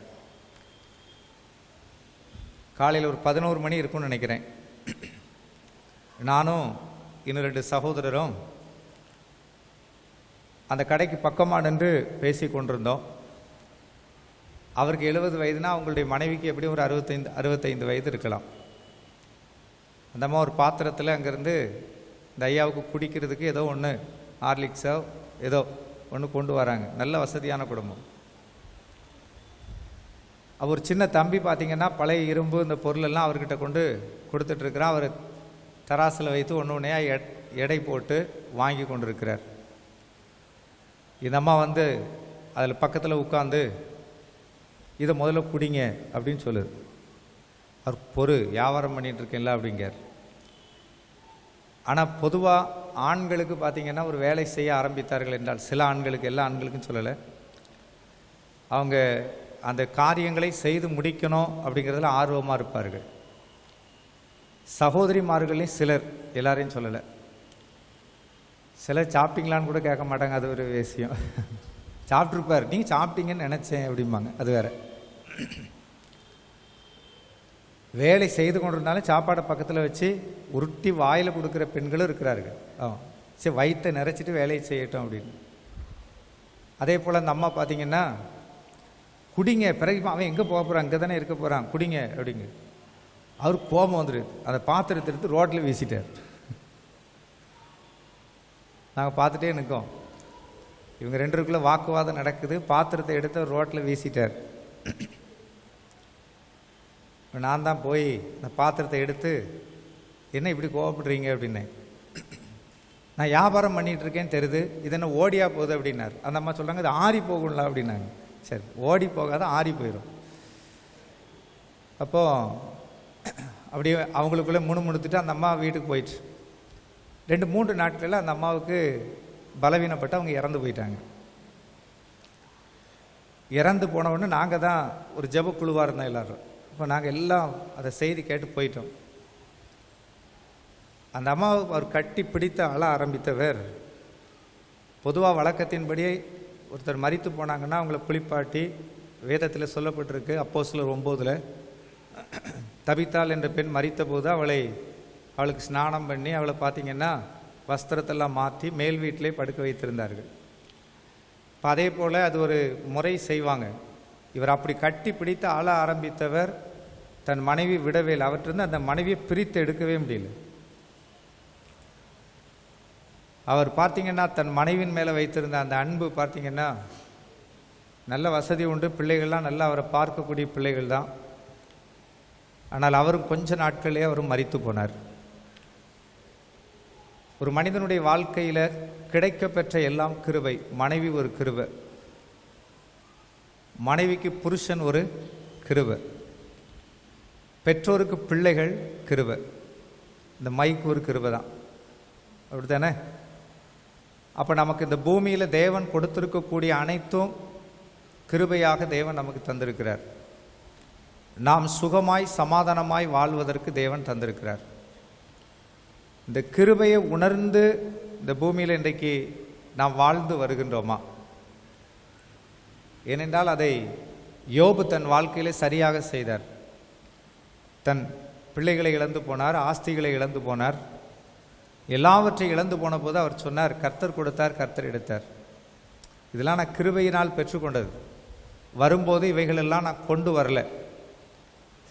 ஏன் நான் இதை சொல்லுகிறேன் என்றால், சிலருடைய வாழ்க்கையில் குடும்பத்தின் காரியங்களை குறித்து நாம் பார்க்கும்போது தன்னுடைய சரீரத்தை, கணவன் மனைவியை, மனைவி கணவனை, பிள்ளைகள் பெற்றோரை, இப்படி சொல்லுகிற பெற்றோர்கள் பிள்ளைகளும் இருக்கிறார்கள். உங்களுக்கு போய் நான் பிள்ளையா பிறந்தேன் பாரு அப்படிம்பாங்க. அப்போ அந்த பிள்ளைகளுடைய இருதயம் கடினமான இருதயம். சில சகோதர சகோதரிகளுடைய வாழ்க்கையிலும் அவர்களுக்கு கிடைக்க பெற்ற அந்த சுதந்திரத்தில் அவங்களுக்கு சந்தோஷம் இல்லை. இந்த அருமையான கடைசி மாதத்தில் தேவன் நம்மிடத்தில் எதிர்பார்க்கிற ஒரு காரியம், நீங்கள் கிருபையை உணர வேண்டும். தேவன் நம்முடைய வாழ்க்கையில் கிருபை பாராட்டி நம்மை நடத்தி வருகிறார். தூத்துக்குடியில் எத்தனை ஆயிரம் மக்கள், எத்தனை லட்சம் மக்கள் இருக்கிறாங்க. அத்தனை பேருக்கும் கர்த்தரை தெரியாது, நிறைய பேருக்கு தெரியாது. ஆராதிக்கிற சிலாக்கியம் கிடைக்கல. ஆனால் தேவன் நமக்கு அந்த சிலாக்கியத்தை கொடுத்துருக்கிறார். அவரை துதிக்கிற அந்த சிலாக்கியத்தை தேவன் கொடுத்திருக்கிறார். இந்த கிருபைகள் எல்லாம் நாம் உணர்கின்றவர்களாய், அப்படி உணர்ந்து வாழ்கின்றவர்களாக நாம் காணப்பட வேண்டும். இப்போ இந்த மைக்கில் நான் பேசுகிறேன் பாருங்க. இப்போது இதில் ஸ்பாஞ்சு வைக்கலை. இப்படி ஸ்பாஞ்சு இல்லாமல் நான் இப்போ பேசிக்கிட்டே இருக்கிறேன் அப்படின்னா, அந்த மைக்கு ஒரு 4 வருஷம் உபயோகப்படுத்தலான்னா ஒரு 2 வருஷத்தில் இது கெட்டு போயிடும். என்னுடைய வாயிலிருந்து புறப்படுற உமிழ் நீர் இது உள்ளே போய், உள்ளே இருக்கிற செம்பு கம்பின்னு சொல்கிறோம் இல்லையா, இந்த காயில் கம்பி, அது அது சீக்கிரமாகவே அது கெட்டு போகிறதாக இருக்கும். இப்போ இந்த மைக்குக்கு ஒரு குறிப்பிட்ட வருஷங்கள், நாட்கள் தான். 72வது வருஷம் கர்த்தர் என்னை கிருபையாக, நான் ரெட்ட பிள்ளை, ஆமாம், என் கூட பிறந்தது ஒரு சகோதரர், ஆமாம், அதில் ஒருத்தர் பிறந்தவொடனே இறந்துட்டார், நான் மட்டும்தான் இருக்கேன். 72வது வருஷத்துலேருந்து இன்னைக்கு 2014வது வருஷம் முடிய போகுது. கிட்டத்தட்ட 42 வருஷம் ஆண்டவர் கிருபை என்னை என்ன செய்து தாங்கிட்டு வருது. ஒரு காரோ ஒரு பைக்கோ நம்ம வாங்கினோம் அப்படின்னா ஓட்டிக்கிட்டே இருக்க முடியாது. 5000 கிலோமீட்டர் ஓட்டினா ஒரு சர்வீஸ் கொண்டு விடணும். நான் ஒரு நாளும் போய் எங்கேயும் எந்த ஆஸ்பத்திரிலையும் படுத்து சர்வீஸ் பண்ணிட்டு வரல. எதுக்காக நான் சொல்கிறேன்னா, என்றைக்காவது ஒரு நாள் ஒரு காய்ச்சலோ பலவீனமோ வந்துட்டுனா அன்றைக்கு நம்ம கர்த்தரை பார்த்து ஒரு கேள்வி கேட்போம், ஏன் ஆண்டவரே இதை செய்தீர்னு. அப்போ 25 வருஷம் ஒழுங்காக ஓடினியா, அதுக்காக என்னைக்காவது அந்த கிருபையை உணர்ந்தியா அப்படின்னு கர்த்தர் கேட்கலாம் இல்லையா? யோசித்து பாருங்க.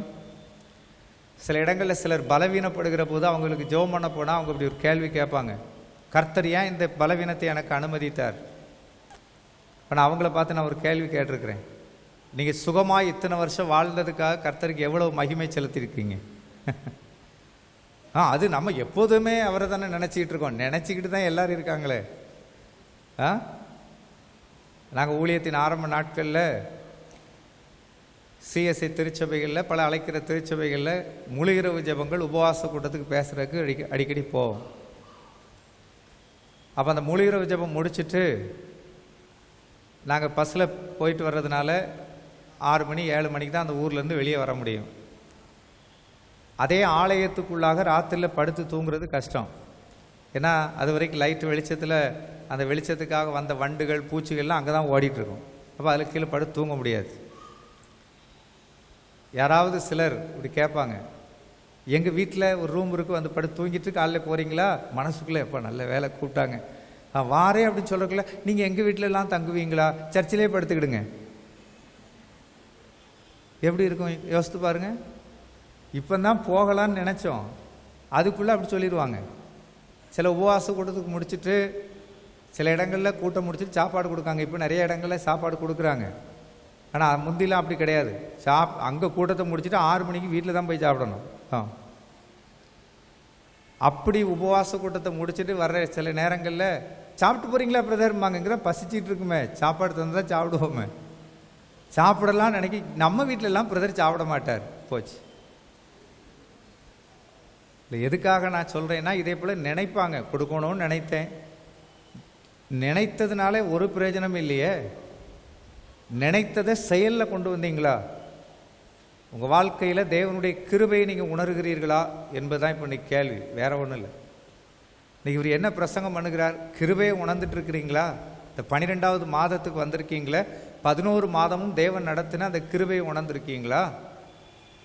உங்கள் வயதை கணக்கிட்டு பாருங்கள், இத்தனை வருஷம் கர்த்தர் உங்களை நடத்தியிருக்காங்களா, அந்த கிருபையை உணர்ந்திருக்கிறீங்களா? எத்தனையோ பேர் மரணத்தை கண்டிருக்கிறார்கள், எத்தனையோ பேர் பலவிதமான பாடுகளுக்கு உட்பட்டு எழுந்து நடக்கவோ செயல்படவோ முடியாதவர்களாக இருக்கின்றார்கள். தேவன் நம்மை இதுவரைக்கும் கிருபையாக பாதுகாத்திருக்கிறாரே, அந்த கிருபையை நாம் நினைக்கிறோமா? அந்த கிருபையை நினைக்கிற போது தேவனிடத்தில் கேள்வி எப்படி நாம் கேட்போம்? இந்த கிருபையை நினைக்கிற போது தேவனுக்கு நாம் மகிமை அல்லவா செலுத்துவோம்? அப்போ அந்த கிருபை குறித்து நாம் சொல்லும்போது அந்த கிருபை பெரியது. அந்த கிருபை எதற்கு ஒப்பிடுவேன்? நாம் சம்பாதிக்கிற பணத்தை அந்த கிருபைக்கு ஒப்பிட முடியுமா? எபிரேயர் 13வது அதிகாரம் 8வது வசனம் சொல்கிறது, அவர் நேற்றும் இன்றும் என்றும் மாறாதவராக இருக்கிறார். பணம் மாறிடும். ஒரு 10 இடத்துல நீங்கள் லேண்டு வாங்கி போட்டிங்கன்னா அது கூட கைவிட்டு போயிடும். உங்கள் கையை விட்டு உங்களை விட்டு மாறாததுன்னு ஒன்றுமே கிடையாது. ஆனால் கிருபை மாறாததாக இருக்கும். தெரியுமா உங்களுக்கு? கிருபை மாறாத கிருபை. அந்த கிருபை என்றென்றைக்கும் நம்மிடத்திலே அந்த கிருபை இருந்து நம்மை கிருபையாக நடத்துகிற கிறிஸ்து பெரியவர். அதனால தான் 1 யோவான் 4:4 சொல்லுகின்றது, உலகத்தில் இருக்கிறவனை பார்க்கிலும் உங்களுக்குள்ளே இருக்கிறவர் பெரியவராக இருக்கிறார். அவர் நம்ம மேலே பெரிய கிருபை பாராட்டி நம்ம கூட இருக்கிறார். உங்கள் கூட ஒருத்தர் 10 வருஷமாக இருக்கிறாங்க அப்படின்னு சொல்லி பாருங்க. சிலர் உங்களை பார்த்து கேட்பாங்க, அவர் உங்க கூட 10 வருஷம் இருக்காரா, பரவாயில்லையே அப்படிம்பாங்க. ஏனென்றால் ஒரு மனிதனுடைய சுபாவமானது, சில ஆட்கள் சில மாதம்தான் சிலர் கூட இருக்க முடியும், சில ஆட்கள் சில நாட்கள் தான் இருப்பார்கள், சிலர் பல வருஷம் இருப்பாங்க. ஆனால் குறித்த வருஷத்தில் எல்லாம் விலகி போகிறதாக இருக்கு. ஆனால் ஆண்டவர் நம்முடைய எல்லா நிலவரங்களையும் பார்த்து, எல்லா சூழ்நிலைகளையும் பார்த்து நம்ம கூட அவர் இருக்கிறார்னா அதுக்கு ஒரே ஒரு காரணம், இம்மானுவேலராய் அவர் இருக்கிறார் என்றால் கிருபை தான். இந்த கிருபையை நீங்கள் உணர வேண்டும். இதை சாலமோன் உணர்ந்தார், ஆனால் செயலில் கொண்டு வரல. கிருபையை உணர்ந்தார், செயலில் கொண்டு வரல. இன்றைக்கி நான் பிரசங்கம் பண்ணும்போது நீங்கள் உங்களில் சிலர் கிருபையை உணரலாம், அதை செயல்பாட்டில் கொண்டு வரணும். செயலில் எப்படிங்க கொண்டு வர்றது? இப்போ இன்றைக்கி பிரசங்கத்தை கேட்டுட்டு வீட்டுக்கு போகிறீங்க, சாப்பாடு கொண்டா அப்படின்னு கேட்குறீங்க, ரசம்தான் இருக்குன்னு சொல்கிறாங்க. அப்போ நீங்கள் கிருபையை வெளியே கொண்டு வரணும். புரியுதா உங்களுக்கு? இல்லை சகோதரிமார், ஒருவேளை அப்பாவோ அல்லது கணவரோ, நான் சொன்னதை வாங்கிட்டு வந்தீங்களா, ஐயோ மறந்துட்டேனே, அப்போ கிருபையை நீங்கள் வெளியே கொண்டு வரணும். ஆமாம். ஏனென்றால் இன்றைக்கு அநேக மக்களுடைய வாழ்க்கையில் கிருபையை உணருகின்றார்கள், வெளிக்கொண்டு வரல. அதே போல் சாலமோன் கிருபை உணர்ந்தார். உணராமலும் ஒரு கூட்டம் இருக்கு, உணர்ந்து செயல்படாமல் ஒரு கூட்டம் இருக்கு, உணராமலேயே ஒரு கூட்டம் இருக்கிறது. அதில் சாலமோன் உணர்ந்தார். நீங்கள் 1 ராஜாக்களின் புஸ்தகத்தில் 3ஆம் அதிகாரத்தில் 6வது வசனத்தை வாசிங்க. அதற்கு சாலமோன், அதற்கு சாலமோன், என் தகப்பனாகிய தாவீது என்னும் உமது அடியான், தகப்பனாகிய தாவீது என்னும் உமது அடியான், உம்மை பற்றி உண்மையும் நீதியும் மன நேர்மையுமாய் உமக்கு முன்பாக நடந்தபடியே தேவரீர் அவருக்கு பெரிய கிருபை செய்து, அந்த பெரிய கிருபை அவருக்கு காத்து, அந்த பெரிய கிருபையை அவருக்கு நீர் காத்து. ஆண்டவர் சாலமோனுக்கு பாராட்டின கிருபை எப்படிப்பட்டதான்? பெரிய கிருபையா. அந்த கிருபை எப்படிப்பட்டது? பெரிய கிருபை, பெரிய கிருபை. ஆமாம், அந்த கிருபை பெரிதான ஒரு கிருபை, பெரிய கிருபை. இந்த கிருபை தான் தேவன் நம்முடைய வாழ்க்கையிலே, அன்பு தேவனுடைய பிள்ளைகளை நன்றாக கவனிக்க வேண்டும். ஒவ்வொரு மனுஷனுடைய வாழ்க்கையில் அவர் கிருபை பாராட்டி நடத்தி வருகின்றார். கிருபைக்கும் இரக்கத்துக்கும் உள்ள வித்தியாசம் என்ன, இதை நீங்கள் உணரணும். வழியில் ஒரு மனிதன் பிச்சை எடுத்துகிட்டு இருக்கிறான். நம்ம அந்த வழியாக போகிறோம், நம்ம கையிலேருந்து ஒரு 100 ரூபாயோ 50 ரூபாயோ அவனுக்கு கொடுத்துட்டு போகிறோம். அது இறக்கம். அந்த 50 ரூபாயை விட அவனுக்கும் எனக்கும் உள்ள தொடர்பு என்ன செஞ்சுட்டு முடிஞ்சிட்டு. ஆனால் அதே மனிதன் ஒரு காயப்படுத்தப்பட்ட நிலைமையில், பலவீனப்படுத்தப்பட்ட நிலைமையில் தான் உட்காந்து பிச்சை எடுக்கான். நாம் போகிற காரில் அவனை ஏறி உட்கார செய்து அவனை கொண்டு நல்ல ஒரு மருத்துவமனையில் சேர்த்து அவனை பராமரித்து நாம் உட்கார்ந்துருக்கின்ற அந்த அருமையான அறையில் அவனுக்கும் ஒரு பார்த்திங்கன்னா உட்காருவதற்கான ஒரு ஸ்தானத்தை கொடுத்து, இனிமேல் நீ என் கூட இரு, என்னுடைய காரியங்களை நீயும் கவனி அப்படின்னு வைக்கிறாங்க பாருங்க. அதான் கிருபை. இரக்கங்கிறது ஒருத்தரை பார்க்குறோம், அவருடைய சூழ்நிலைகளை பார்க்குறோம், இரக்கம் பாராட்டுறோம், போயிடுறோம். ஆனால் தேவன் கிருபை பாராட்டி இருக்கிறார். அதான் நம்மளை விட்டு அவர் என்ன செய்ய மாட்டேங்கிறார், போகவே மாட்டார். நான் உன்னை விட்டு விலகுவதும் இல்லை உன்னை, ஏன்னா அவர் கிருபை பாராட்டி இருக்கிறாரு. அவர் நம்மை தூக்கி எடுத்து அவர் ஸ்தானத்திலேயே நம்மளை வச்சுட்டார். அவர் தகப்பன், நாம் பிள்ளை. பிதா தகப்பனாக இருக்கிறார், நாம் பிள்ளையாக இருக்கிறோம். தகப்பனுக்கு பிள்ளைக்கு வெவ்வேறு ஸ்தானம் இல்லையே, ஒரே ஸ்தானம் தானே. தகப்பனுக்கு பிள்ளைக்கும் வெவ்வேறு ஸ்தானம் கிடையாது. அப்போ அன்பு தேவனுடைய பிள்ளைகளே, ஒரு காரியத்தை நீங்கள் புரிந்து கொள்ளுங்கள். கர்த்தர் இவ்வளவு பெரிதான கிருபை நமக்கு பாராட்டி இருக்கிறார்கள். இப்போ இவ்வளவு பெரிய கிருபை பாராட்டின தேவனுக்கு நாம் ஸ்தோத்திரம் செலுத்தணும். சாலமோனை பார்க்கும்போது அவர் கிருபையை உணர்ந்தார். எங்கள் அப்பாவுக்கு நீங்கள் பெரிய கிருபை பாராட்டினீங்க, அந்த பெரிய கிருபை இந்நாள் வரைக்கும் பாதுகாத்துட்டு வாரீங்க. ஆனால் ரோமர் புஸ்தகத்தில் வாசித்து பார்க்கும்போது கிருபையை உணராதவர்களுடைய இருதயம் இருளடைந்தது என்று எழுதப்பட்டிருக்கு. ரோமர் 1 அதிகாரத்தில் 21வது வசனத்தை வாசியுங்கள். ரோமர் 1:21.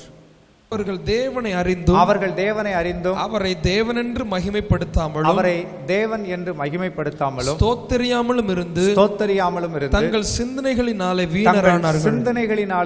வீணரானார்கள். உணர்வில்லாத அவர்களுடைய இருதயம் இருளடைந்தது. சில ஆண்டுகளுக்கு முன்பாக 2 வருஷம் 2011 நினைக்கிறேன், செம்மரிகுளம், மெஞ்ஞானபுரம் பக்கத்தில் செம்மரிகுளம் பஞ்சாயத்து தலைவர் ஜெயபால் அண்ணன் என்று சொல்லுவார்கள். அவங்க சொந்த ஊர் அனத்தலை. அவங்க ஒரு கிறிஸ்தவர், பெயர் கிறிஸ்தவர். அவங்களுக்கு முதுகு தண்டில் கேன்சர். சென்னையில் உள்ள ஒரு குறிப்பிட்ட ஆஸ்பத்திரியில் சேர்த்துருந்து, இதே போல் ஒரு டிசம்பர் மாதம். அப்போ அவங்க அதுக்கான ட்ரீட்மெண்ட் அங்கே அவங்களுக்கு ஸ்டார்ட் பண்ணிட்டாங்க. ட்ரீட்மெண்ட் நடந்துகிட்ருக்கு. அப்போ அந்த செய்தி நான் கேள்விப்பட்ட போது அவங்கள பார்க்குறதுக்காக நானும் என்னுடைய மனைவி பிள்ளைகளுமாய் அந்த அருமையான சகோதரர், நாங்கள் மெஞ்ஞானபுரத்தில் ஒரு பெரிய ஜெப கூடாரம் ஒன்று கட்டினோம். இப்படி பல கட்டடங்கள் கட்டும்போது பல காரியங்களில் அவங்க ரட்சிப்புக்குள்ளே வராதவராக இருந்தாலும் பல காரியங்களில் ஒரு உதவி இருக்கிறார். அப்போ ஒரு இக்கட்டான ஒரு சூழ்நிலையில் இருக்கும்போது அவரை பார்க்குறதுக்காக நாங்கள் போனோம். சும்மா போய் பார்த்துட்டு பேசிட்டு வரணுன்ட்டு. செங்கல்பட்டில் செக்கினா மகிமை ஏஜி சபைன்னு ஒரு பெரிய சபை உண்டு. ஒரு 5000-6000 பேர் அங்கே ஆராதனையில் கூடுவார்கள். அங்கே வருஷத்தில் 2 முறை நான் பேசுவதற்கு அழைக்கப்படுவேன். அப்போ அந்த சபையில் கொண்டு எனக்கு அதுக்கு அங்கே கார் ஓட்ட முடியாது, சென்னைக்குள்ளே ஓட்டுறது கஷ்டம். அதனால் அந்த இடத்துல அந்த பாஸ்டருடைய சபையில் அங்கே கார் பார்க்கிங்களோடு கார் நிறுத்திட்டு, இப்போ அந்த அண்ணன்ட்ட நான் ஃபோன் பண்ணி சொல்லியிருந்தேன், அவங்களுடைய மருமகன் ட்ராவல்ஸ் வைத்து நடத்துகிறார்கள், நீங்கள் உங்கள் வண்டியை அனுப்புங்க, நான் கொஞ்சம் வரணும் அப்படின்னு. அவங்க அனுப்பியிருந்தாங்க. இப்போ அவங்க வாகனம் வர்றதுக்கு கொஞ்சம் சமயம், ஒரு 1 மணி நேரம் ஆச்சு. அப்போ அந்த பாஸ்டர் எங்களுக்கு அந்த 1 மணி நேரம் நாங்கள் இருக்கிறதுக்கு ஒரு அறையில் எங்களை தங்க வைத்திருந்தாங்க. அப்போ நான் அவங்களுக்காக ஜெபம் பண்ணேன். அந்த அன்னை பிழைக்கணும், ரட்சிப்புக்குள்ளே வந்து அவங்க பிழைக்கணும், அது பூமியில் சாட்சியாக இருக்கணும். ஜெபம் பண்ணேன். ஆண்டவர் சொன்னாங்க, நீ போய் உட்காந்து பேசுனாங்க. மற்றபடி அவங்ககிட்ட பேசுகிறதுக்கான சந்தர்ப்பமே கிடையாது. ஏன்னா அவங்க ஆள் முரட்டுத்தனமான ஒரு சுபாவம்.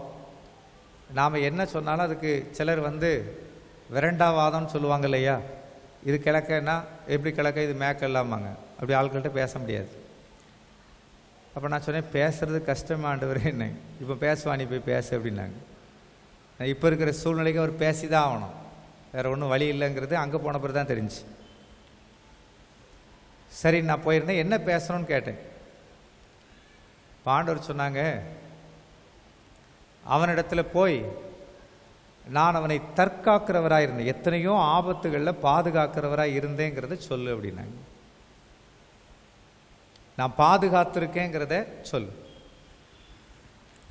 இப்போ நான் போன போது அங்கே அவங்களுடைய உறவினர்கள் கொஞ்சம் பேர் இருந்தாங்க.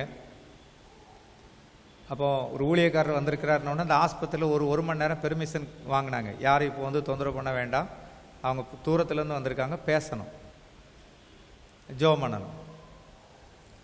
அப்போ அவங்க மனைவியும் வெளியே போக சொல்லியாச்சு. நானும் அவங்க மட்டும்தான் இருக்கோம், மற்ற எல்லோரும் வெளியே நிற்கிறாங்க, நானும் அந்த அண்ணனும் மட்டும் உள்ளே இருக்கும்.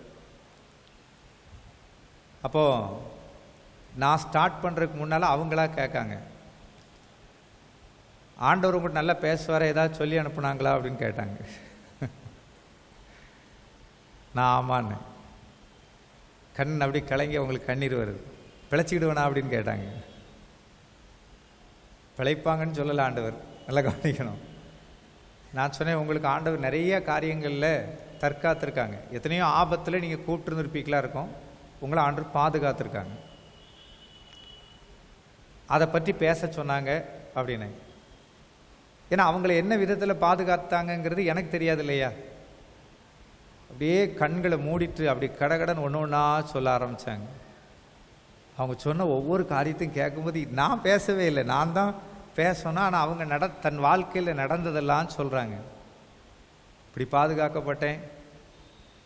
அவங்க அந்த செம்மறிகுளம் பஞ்சாயத்தில் பார்த்தீங்கன்னா தொடர்ந்து அவர் ஒரே ஒரு முறை மட்டும்தான் வேற ஒருத்தர் பஞ்சாயத்து தலைவராக இருந்திருக்கிறார், மற்றபடி பல முறை அவர் தான் இருக்கிறார்.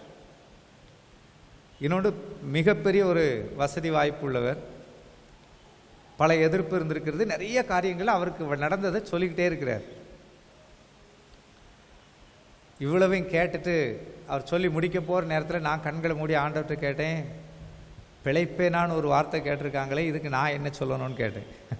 இவ்வளவு காரியத்தில் பாதுகாத்திருக்கீங்க, இவ்வளவு கிருபை பாராட்டி இருக்கிறேனே, இவனுக்கு இப்போவும் கிருபை பாராட்டாமல் இருப்பேனான்னாங்க. ஒரு அல்லேலூயா. இதுக்கு எந்த சம்பவத்தை காட்டினாங்கும்போது தான் எனக்கு அப்படி மெய் சிலிர்த்துட்டு. 1 சாமுவேல் 17 அதிகாரத்தில் தாவீதை அழைத்து கொண்டு சாமுவை அங்கே சவுலுக்கு முன்பாக நிறுத்துகிறார்கள். சவுல் கேட்கிறார், நீ போய் அந்த கோலியாத்தோட யுத்தம் பண்ண முடியுமா? நீ அவ்வளோ பெரிய பலசாலி இல்லையே, நீ இளைஞனாக இருக்கிறியே. 30வது வசனத்துலேருந்து வரும். நீ இளைஞனாக இருக்கிறியே, நீ போய் எப்படி யுத்தம் பண்ணுவாய்? உடனே அவர் சொல்லுகிறார், ஒரு விசை ஒரு கரடி வந்துச்சு, அப்போ என்னை கர்த்தர் பாதுகாத்தார். ஒரு விசை ஒரு சிங்கம் வந்துச்சு, அப்போ கர்த்தரை நீ பாதுகாத்தார். கர்த்தர் என்னை மட்டும் பாதுகாக்கலை, சிங்கத்தின் வாயிலிருந்த ஆட்டுக்குட்டியும் உயிரோடே பாதுகாத்தார். அது ரொம்ப, நீங்கள் இந்த டிஸ்கவரி சேனலில் எப்போது நீங்கள் பார்த்தீங்கன்னா சிங்கம் நேரம் ஓடி போய் ஒரு மானை பிடிக்கும்போது எங்கே பிடிக்கும்னா சங்கை தான் பிடிக்கும், அப்படி தானே? அப்படி பிடிச்சி அப்படி தூக்கி தோளில் போட்டு தூக்கிட்டு போகுது, இல்லைன்னா இழுத்துட்டு போகுது. இங்கே வாயை வச்சு கடித்த பிறகு பிழைக்கிறது கஷ்டம். இப்போ கரடியும் சிங்கமும் ஆட்டுக்குட்டியை தேவன் அவருக்கு உயிரோடே பாதுகாத்து கொடுத்தார். எவ்வளோ பெரிய நல்ல ஆண்டவர், அதை நாம் உணரணும். அப்போது இவ்வளவு நேரம் அவர் பேசின போது அவருக்குள்ள சரீரத்தில் சில மாற்றம் வந்துட்டு, இவ்வளவு உதவி அவருக்கே ஒரு தைரியம் வருது.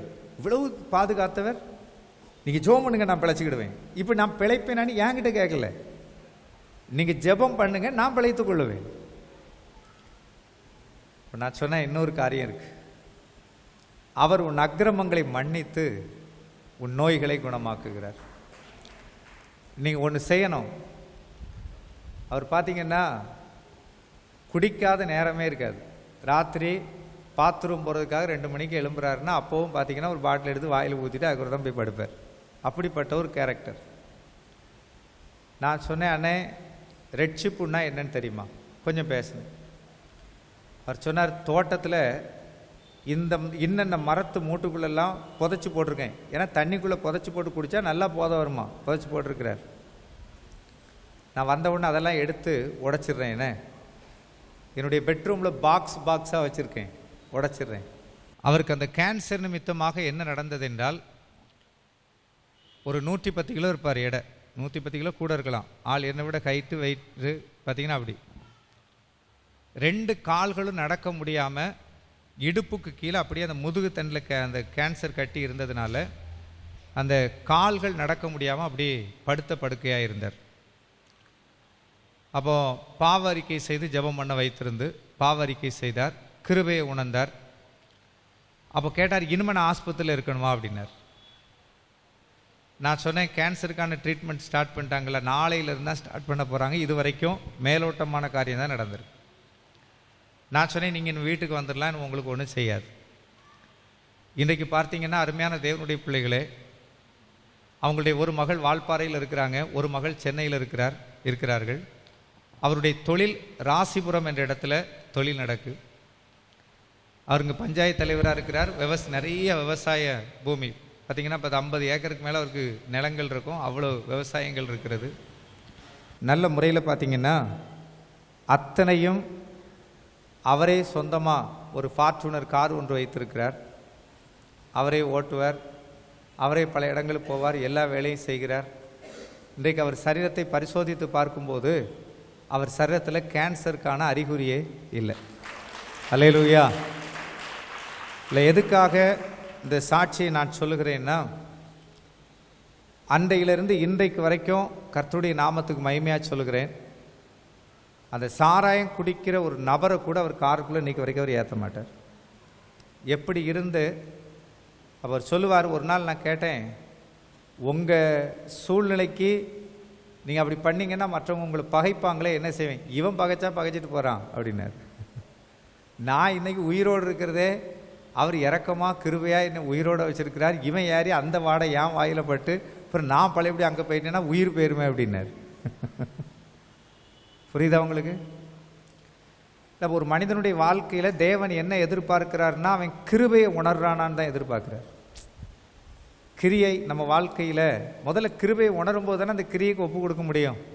இன்றைக்கி ஒருத்தர் சுவிசேஷத்தை நீங்கள் அறிவிக்கும் போது அவங்க அந்த கிருபையை உணராதனால தானே அவர் அமெரிக்கா ஆண்டவர், அவர் லண்டன்லேருந்து வந்த ஆண்டவர், இப்படி ஏன் அவன் பேசிகிட்டு இருக்கான்? கிருபையை உணரலை, அந்த உணர்வுள்ள இருதயம் அவனுக்கு இல்லை.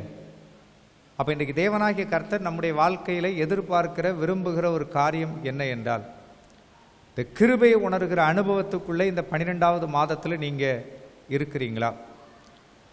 இனி வரக்கூடிய புதிய ஆண்டிலும் வரக்கூடிய நாட்களிலும் அந்த கிருபையை உணர்ந்தவர்களாக செயல்பட வேண்டும் என்ற தீர்மானத்துக்கு நீங்கள் வருகின்றீர்களா? இந்த கிருபையை உணரும் போது நமக்கு ஜீவன் கிடைக்கும். கிருபையை உணரும் போது சங்கீதம் 122:7 சொன்னது போல, உன் அலங்கத்துக்குள் சமாதானமும் உன் அரண்மனைக்குள்ளே சுகமும் இருக்கு. 12வது சங்கீதம் 5வது வசனத்தில் சொன்னது போல, உங்கள் மேல் உங்களுக்கு விரோதமாய் எழுந்து சீறுகிறவர்களுக்கு உங்களை விலக்கி காத்து சுகமாக இருக்க பண்ணுவார்.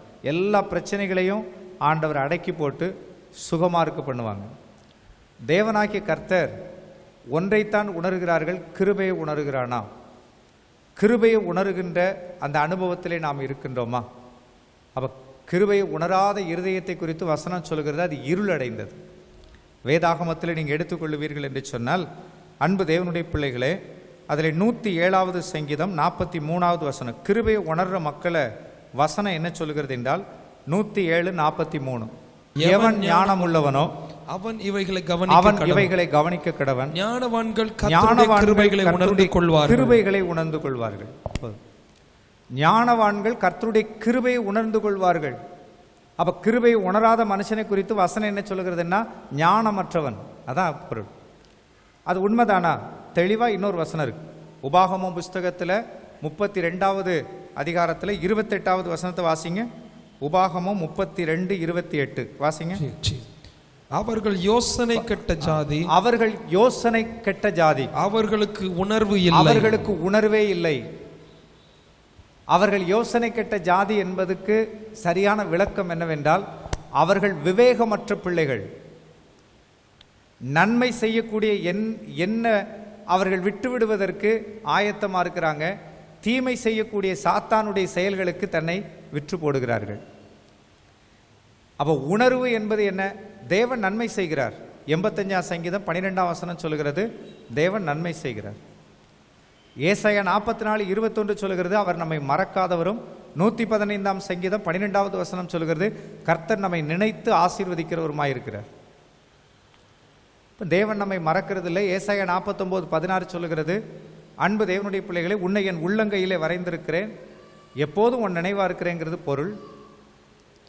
அப்போ அப்படிப்பட்ட ஆண்டவரை மறந்துடுறோம். அப்படிப்பட்ட ஆண்டவரை விட்டு விலகுகிற நிலைமையும் மனுஷர்களுக்கு இருக்கிறது. இப்போ கர்த்தர் சொல்றாங்க, நீங்கள் கிருபையை உணருங்கிறாங்க. கிருபையை உணருங்க. நீங்கள் கிருபையை உணர வேண்டும், கிருபையை உணரணும். ஒரு சகோதரன் ஒரு நாள் ஒரு சபைக்கு நான் ஊழியத்துக்கு போயிருந்தேன். அப்போ அவர் சொன்னார், எங்கள் பாஸ்டர் எனக்கு பிடிக்கவே இல்லைன்னார். ஆமாம், சில ஆட்களுக்கு அவங்க பாஸ்டர் பிடிக்காது, வெளியே இருந்து வர்ற எவாஞ்சலிஸ்ட்டை டப்புன்னு பிடிச்சிக்கிடும். ஆமாம், ஏன்னா நாங்கள் 2 நாள் 1 நாள் வந்துட்டு ஓடிடுற ஆட்கள். ஆமாம், எங்கள் பாஸ்டர் எனக்கு பிடிக்கவே இல்லை அப்படின்னார். சரி, ஏதாவது கடிந்து பேசிட்டார் உங்களுக்கு பாஸ்டர், என்ன பிரச்சனைன்னு கேட்டேன். எப்பவும் தசம பாகம் காணிக்கன்னு தான் பேசுகிறார் அப்படின்னார். இப்போ நான் ஒரு காரியத்தை அவர்கிட்ட சொன்னேன், தசம பாகம் காணிக்கன்னு ஒரு போதகர் சபையில் அவர் அடிக்கடி பேசுகிறாருன்னா, சபை மக்கள் நீங்கள் சரியாக கொடுக்குறவராக இருந்தால் அவர் வாயிலிருந்து அந்த வார்த்தை ஏன் வரப்போகுது சொல்லுங்களேன். ஒரு பிள்ளை சாப்பாடு எல்லாம் பிசைஞ்சு வச்சிருக்கு, சாப்பிட வாமா அப்படின்னோடனே வருது, வாயை ஆண் பிளக்குது, வாயில் அள்ளி கொடுக்கும், சாப்பிட்டு போயிரு. அந்த பிள்ளையை பார்த்து சாப்பிட மாட்டேங்கி நம்ம சொல்லவா செய்வோம்? சாப்பாடை போட்டு வச்சுட்டு சாப்பிடவா அப்படின்னு நம்மளே சாப்பிட்டுட்டு இருப்போம். பிறகு சாப்பிடாது. அப்புறம் அந்த பிள்ளையை பார்த்தா பாரு சாப்பிடவே மாட்டேங்க. சரி, இவர்கிட்ட ஒரு கேள்வி கேட்போமே அப்படின்னு நான் கேட்டேன். சரி, தசம பாகம் காணிக்கன்னு உங்கள் பாஸ்டர் பேசிகிட்டே இருக்காங்க, நீங்கள் கரெக்டாக தசம பாகம் கொடுத்துருவீங்களா? நான் கொடுக்கவே மாட்டேனே. அப்போ நான் சொன்னேன், சரியாக தானே அவர் பேசுகிறார், நீங்கள் கொடுக்காதனால தானே கொடுங்கிறார், நீ காணிக்கை செலுத்தாதனால காணிக்கை செலுத்துங்கிறார். அதுக்கு அவர் ஒரு பதில் சொன்னார், அதுதான் என்னால் ஏற்றுக்கிட முடியல. நான் ராத்திரி பகலாக உழைக்கிறேன், சம்பாத்தியம் பண்ணுறேன், இவருக்கு ஏன் கொடுக்கணும் அப்படின்னார். ஆனால் வசனம் என்ன சொல்லுகிறது என்றால், உனக்கு சம்பாதிக்க பலன் கொடுக்கிற கர்த்தருக்கு ஸ்தோத்திரம். எந்த மனிதனும் நான் சம்பாதிக்கிறேன், நான் ஓடுறேன், நான் செய்கிறேன், நான் மட்டும் இல்லைன்னா சொல்லவே கூடாது. இந்த சபையில் நான் இல்லைன்னா என்ன ஆகும் தெரியுமா? எல்லாம் நடக்கும். ஆதாம் இல்லாமல் போயிட்டார், இன்னைக்கு வரையும் கரெக்டாக நடந்துக்கிட்டு தான் இருக்கு. நான் யோசித்து பார்த்துருக்கேன், ஆதாமுக்கு பிறகு எத்தனை பரிசுத்தவான்கள், எவ்வளோ பேர், அவ்வளவும் போயிட்டு அடுத்தாப்புல பார்த்தீங்கன்னா எங்களை போல ஒரு ஆட்களை வச்சு கதை ஓடிக்கிட்டு தான் இருக்கு. எங்கேயாவது சபை விருத்தி அடையாமல் இருக்கா? இல்லை தேவனுடைய நாமம் அவர் போயிட்டாரே இன்னும் போச்சின்னு இருக்குதா? இல்லை, எதுக்காக நான் சொல்லுகிறேன் என்றால், அப்போ மனிதனுடைய வாழ்க்கையில் அவன் எதை உணர வேண்டும் என்றால், நன்றாக நீங்கள் கவனித்துக் கொள்ளுங்கள், தேவனுடைய கிருபையை உணரணும். நான் சம்பாதிக்கிறேன்னா கர்த்தர் பலன் கொடுக்கிறார். நீங்கள் மற்ற மக்களுக்கு அது தெரியாது, அவங்க உணர மாட்டாங்க. அவங்க எனக்கு அறிவு இருக்குது, எனக்கு அது அவங்களுக்கு தெரியும். இயேசுவே தெரியாது, அப்புறம் கிருபை எப்படி தெரியும்? ஆனால் இயேசுவை அறிந்த நான் கிருபையை உணரணும் இல்லையா? நீங்கள் உணரணும் இல்லையா? இன்னைக்கு எனக்கு நான் செயல்படுகிறேன் என்றால் அது ஆண்டவருடைய கிருபைங்கிறத நான் உணரணும் இல்லையா? சில வீட்டில் சிலர் இப்படி பேசுகிறத நான் காதால கேட்டிருக்கேன். நான் மட்டும் இல்லைன்னா அந்த குடும்பம் ஒன்றும் இல்லாமல் போயிடும் அப்படி சொன்ன ஆட்கள் இறந்து போயிருக்காங்க. அந்த குடும்பம் இன்னைக்கு வரைக்கும் நல்லா தான் இருக்குது, அதை விட செழிப்பாக இருக்குது. அதாவது வீட்டில் இருக்கிற எல்லாரும் மக்குகள், நான் மட்டும்தான் அறிவாக இல்லை, அந்த அறிவை உங்களுக்கு கர்த்தர் கொடுத்து கிருபையாக நடத்துகிறார், அப்படி சொல்லணும். காவல் கிணறு பக்கத்தில், சரி சொல்லிட்டேன் இருக்கட்டும். ஒரு சபைக்கு நான் அடிக்கடி கன்வென்ஷன் போவேன். அந்த பாஸ்டருக்கு கொஞ்சம் நல்ல வயதில் மூத்தவர், அவருக்கு ஒரே மகன் 2 மகள். ஒரு மகளை சேலத்து பக்கத்தில் ஒரு பாஸ்டருக்கு திருமணம் செய்து கொடுத்துருக்குறாங்க, இன்னொரு மகள் குறிப்பிட்ட ஒரு இடத்துல கல்யாணம் பண்ணி கொடுத்துருக்குறாங்க. இவர் ஒரே மகன். அடிக்கடி அந்த அவங்க நடத்துகிற கன்வென்ஷனுக்கு என்னை கூப்பிட்டு பயன்படுத்துவாங்க. அந்த கன்வென்ஷனுக்கு நான் உற்சாகமாக போவேன், ஆனால் சாப்பிட போகிற நேரத்துக்கு பயந்துக்கிட்டே போவேன். ஏன்னா அந்த வயதான பாஸ்டர் அம்மாவும் அந்த வயதான பாஸ்டரும் அவங்க மகன் மருமகள் உண்டு. அன்பு தேவனுடைய பிள்ளைகளே, அவங்க நாங்கள் சாப்பிடும்போது அங்கே உள்ளெல்லாம் வர மாட்டாங்க. பாஸ்டர் சொல்லுவாங்க, நான் தான் நின்று கவனிப்பேன் அப்படிம்பாங்க. நல்லது. கூட்டம் முடித்த உடனே ஆட்கள் ஜெபம் பண்ண உடனே உள்ளே போயிடணும், கையை கழுவிட்டு உள்ளே போய் சாப்பிட்றதுக்கு உட்காந்துடணும். கன்னியாகுமரி மாவட்டத்தில் சாப்பாடு எப்படி இருக்கும் அப்படின்னா நிறையா கூட்டு வகைகள் இருக்கும். இப்போ அருமையான தேவனுடைய பிள்ளைகளே, இந்த வயதான அம்மா மெதுவாக ஒன்று ஒன்றையாக எடுத்துகிட்டு வருவாங்க. அதுக்குள்ளே அந்த அம்மா வாங்குகிற திட்டுக்கு அளவே இருக்காது. சாப்பிடணுங்கிற எண்ணமே இல்லாமல் நமக்கு போயிடும். என்ன செய்கிறாய், என்ன செய்கிறாய், இதான் இவ்வளோதான், என்ன செய்கிறாய். அந்த அம்மா அதுக்கு பதில், சும்மா இருங்க, சும்மா இருங்க. அவர் கோபத்தை அப்படி வெளிப்படுத்துவார். என்ன செய்கிறாய், இன்னும் கூட்டு வரல, இன்னும் குழம்பு வரல, பிரதருக்கு பசிக்காதா? எனக்கு பசி இப்போ இல்லை. இவர் முகத்தை பார்த்து எனக்கு ஐயோ இந்த அம்மா படுற வேத பாடுக்கு. இவ்வளவையும் சொல்லிட்டு எல்லா நேரத்திலையும் கடைசியில் ஒரு வார்த்தை அவர் சொல்லுவார், நான் இல்லைன்னா அந்த சபை ஒன்றும் இல்லாமல் போயிருப்பார். ஐயோ, இந்த வார்த்தைக்கே நான் பயப்படுவேன். சேலத்தில் இருக்கிற தன்னுடைய மகளை பார்க்கறதுக்காக அந்த பாஸ்டர் அவங்களாம் அவங்களுடைய மகன் கார் ஓட்டுறதுக்கு ஒரு அருமையான அவங்க சபையில் உள்ள ஒரு சகோதரர் 3 பேரும் அவங்க புறப்பட்டு இங்கேருந்து போனாங்க. ராசிபுரம், சேலத்துக்கு போகிற வழியில் ராசிபுரம் பிரிவில்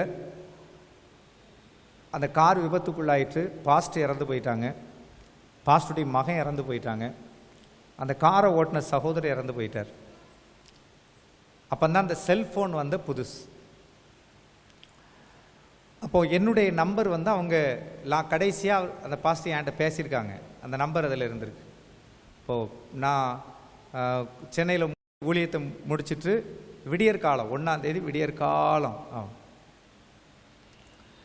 அவங்க சபையில் நைட்டு 12 மணிக்குள்ள அந்த ஆராதனை நடத்த மாட்டாங்க. சாயங்காலம் ஆராதனை முடிச்சுட்டு அவங்க என்ன செஞ்சிட்டாங்கன்னா மகள் வீட்டுக்கு போயிருக்காங்க. அந்த ஃபோன் கால் எனக்கு வருது. இந்த நம்பர் யார், இவர் யார்? அப்போ நான் சொன்னேன், இப்படி இந்த பாஸ்டர். என்ன விஷயம்?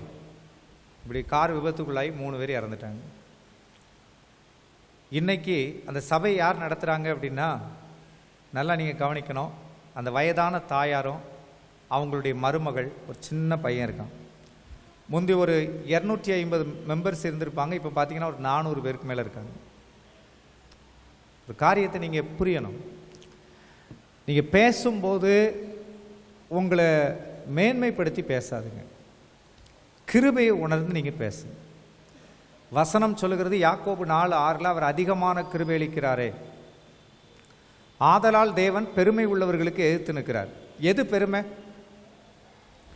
நான் இல்லைன்னா எனக்கு தான் எல்லாம் தெரியும், ஏன் இப்படி இருக்கீங்க? கிருபை, கிருபை உள்ளதுக்குள்ள சொல்லணும். கிருபையா நம்ம கர்த்தர் நடத்துறார், கிருபையா இருக்கிறோம், கிருபையா நடத்தப்படுறோம். இந்த கிருபையை உணருங்க. எந்த மனுஷன் கிருபை உணர்றானோ அந்த மனுஷனுக்கு ஆயுசு காலம் கூடும்.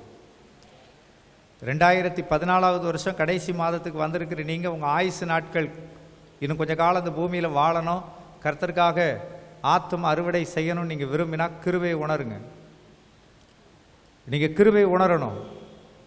குடும்பத்தார், அன்பு தேவனுடைய பிள்ளைகளை, கிருபை உணர்கிற மனுஷனுடைய வாழ்க்கையில் தனி ஜெபம் இருக்கும். கிருபை உணர்கிற ஒரு மனிதனுடைய வாழ்க்கையில் அவன் துதிப்பான், தேவனை மகிமைப்படுத்துவான். கிருபை உணர்கிற மனுஷன் வேத வசனத்தை வாசிப்பான், படிப்பான், தியானம் பண்ணுவான், கை கொள்ளுவான். கிருபை உணர்கிற மனுஷன் சபை கூடுதலை விட்டுவிட மாட்டான். கிருபை உணர்கிற மனுஷன் வீட்டில் குடும்ப ஜெபம் இருக்கும். இந்த கிருபை உணராதவங்க தான் பார்த்தீங்கன்னா ஆண்டவர் ஏதோ இவங்ககிட்ட பிச்சை எடுக்க வந்த மாதிரி, இன்னைக்கெல்லாம் முடியாது, நாளைக்கு பார்த்துக்கலாம். இன்னைக்கு ஓடின ஓட்டத்தை வெற்றியாக முடித்தவருக்கு நன்றி செலுத்தணும். எவ்வளவு கஷ்டமாக இருந்தாலும், எவ்வளவு அவசரமாக கார் எடுக்க போனாலும் பார்த்தீங்கன்னா சாப்பாடு கொண்டு ஹோட்டலில் வைக்கிற அந்த நபருக்கு பார்த்தீங்கன்னா பணத்தை எடுத்து அவ்வளவு கஷ்டத்தில் எண்ணி பார்த்து ஒரு 10 ரூபாய் 20 ரூபாய் உள்ளே வச்சுட்டு தானே வாரீங்க. வைக்காமல் வந்தால் அந்த ஆள் உங்களை பார்ப்பார், வா நீ அடுத்த முறை. நீங்கள் அங்கே மட்டும் கொடுத்துட்டு வர முடியாது. ஆமாம், அப்புறம் வெளியே வந்தோன்னா காருக்கு பக்கத்தில் ஒரு பிரதர் நிற்பார். ஆமாம், அவ்வளோ அவசரத்தில் நீங்கள் வண்டியை எடுத்தாலும் அவரையும் கூப்பிட்டு டக்குனுங்க வாங்க, ஓடியாங்க பிடிங்க, எல்லாத்தையும் கொடுத்துட்டு தான் நீங்கள் வெளியே வாரீங்க. ஏன் இதற்கு மேலான கிருபை? அந்த சாப்பிட்ற சாப்பாடு செமிக்குதே, சாப்பிட்றதுக்கு வாயை திறந்து அப்படி அனுப்பும்போது எல்லாம் கடக்கடன்னு உள்ளே போகுதே. நிறைய பேருக்கு போக மாட்டேங்க இல்லையா? 2 ஸ்பூன் சாப்பிட்டார், 1 இட்லி சாப்பிட்டார். நம்ம எத்தனை இட்லி சாப்பிட்றோம்? இப்போ கேட்க நீங்கள் எத்தனை சாப்பிட்டீங்கன்னு தெரியாது இல்லை, பொதுவாக நம்ம எவ்வளோ சாப்பாடு சாப்பிட்றோம்? இப்போ எவ்வளோ பெரிய கிருபை யோசித்து பாருங்க. இப்போ தேவன் நம்மேல் பாராட்டின கிருபையை நாம் உணர்கின்றவர்களாக இருக்க வேண்டும். 86வது சங்கீதம் 13வது வசனத்தை வாசிங்க. சங்கீதம் 86:13. நீர் எனக்கு பாராட்டின உமது கிருபை நீர் பெரியது. எனக்கு பாராட்டின கிருபை பெரியது. அவர் பாராட்டின கிருபையினால என்ன ஆயிற்று? நான் கிரியை செஞ்சதுனால இது கிடைச்சது இல்லைன்னு நமக்கு தெளிவாயிற்று. நீர் எனக்கு பாராட்டின கிருபை பெரியது. நீர் எனக்கு பாராட்டின கிருபை பெரியது. அவர் நம்ம மேல கிருபை பாராட்டி நடத்துகிறார். கிருபை பாராட்டி. தேவன் நல்லவர். ஒரு அல்லேலூயா சொல்லுங்களேன். அல்லேலூயா. தேவன் அற்புதமானவர். நான் சாரை கடை வச்சுருந்தேன் 95வது வருஷம் வரைக்கும். ஒயின் ஷாப் நடத்திட்டு இருந்தோம். அப்போது பக்கத்து கிராமத்தில் உள்ளவங்க சாராயம் வடித்து நாங்கள் அந்த ஒயின் ஷாப் மெஞ்ஞானபுரம்ங்கிற இடத்துல ஒயின் ஷாப் நடத்துறதுக்கு அரசாங்கத்தில் அனுமதி பற்றி நடத்திட்டு இருக்கோம். அப்போ அதுக்கு ஒரு ஏரியா போலீஸ்காரங்களே பிரித்து கொடுத்துருவாங்க. யாராவது காவல்துறை அதிகாரி இருந்தால் தப்பாக நினைக்காது, உங்களுக்கு தெரியும், கவனிங்க. ஏரியா அப்போ பிரித்து கொடுத்துருவாங்க. இந்த ஏரியாலாம் உங்கள் ஏரியா அப்படின்ட்டுருவாங்க. அப்போ ஒயின் ஷாப்புங்க நடந்துகிட்ருக்கோம். ஒரு 10-20 பேர் ஆட்களை வச்சு அங்கங்கே சாராயம் போட்டு வடி சாராயம் விற்போம். இந்த வடி சாராயம் விற்கிறதுல தான் லாபம். அப்படி வடி சாராயம் விற்கும்போது என்ன ஆயிரும்னா, நம்ம எல்லைக்குள்ளே இன்னொரு எல்லைக்காரன் வந்து விற்க ஆரம்பிச்சிருவோம். உடனே நாங்கள் என்ன செய்வோம் அப்படின்னா, காவல்துறை எங்களுக்கு தான் பார்த்திங்கன்னா ஆதரவாக இருப்பாங்க. ஏன்னா நாங்கள் தானே அரசு அனுமதியோடு நடத்திட்டு இருக்கிறோம். அவங்களுக்கு நாங்கள் சில உதவிகளை செய்வோம். அப்போது இப்படியே ஒரு கூட்டத்துக்கு எனக்கு பகை உண்டாகிக்கிட்டே இருக்கு. கடைசியில் அந்த கூட்டத்தார் ஒரு முடிவுக்கு வந்தார்கள். இனிமேல் இவனை போட்டால் தான் சரி வரும் அப்படின்ட்டு ஒரு நாளையும் குறிச்சிட்டாங்க, ஒரு நேரத்தையும் குறிச்சிட்டாங்க. நமக்கு சில நேரங்களில் நமக்கு நேரம், நமக்கு நாள் குறிக்கிறது நமக்கு தெரியாது இல்லையா? நல்லா கவனிக்கணும்.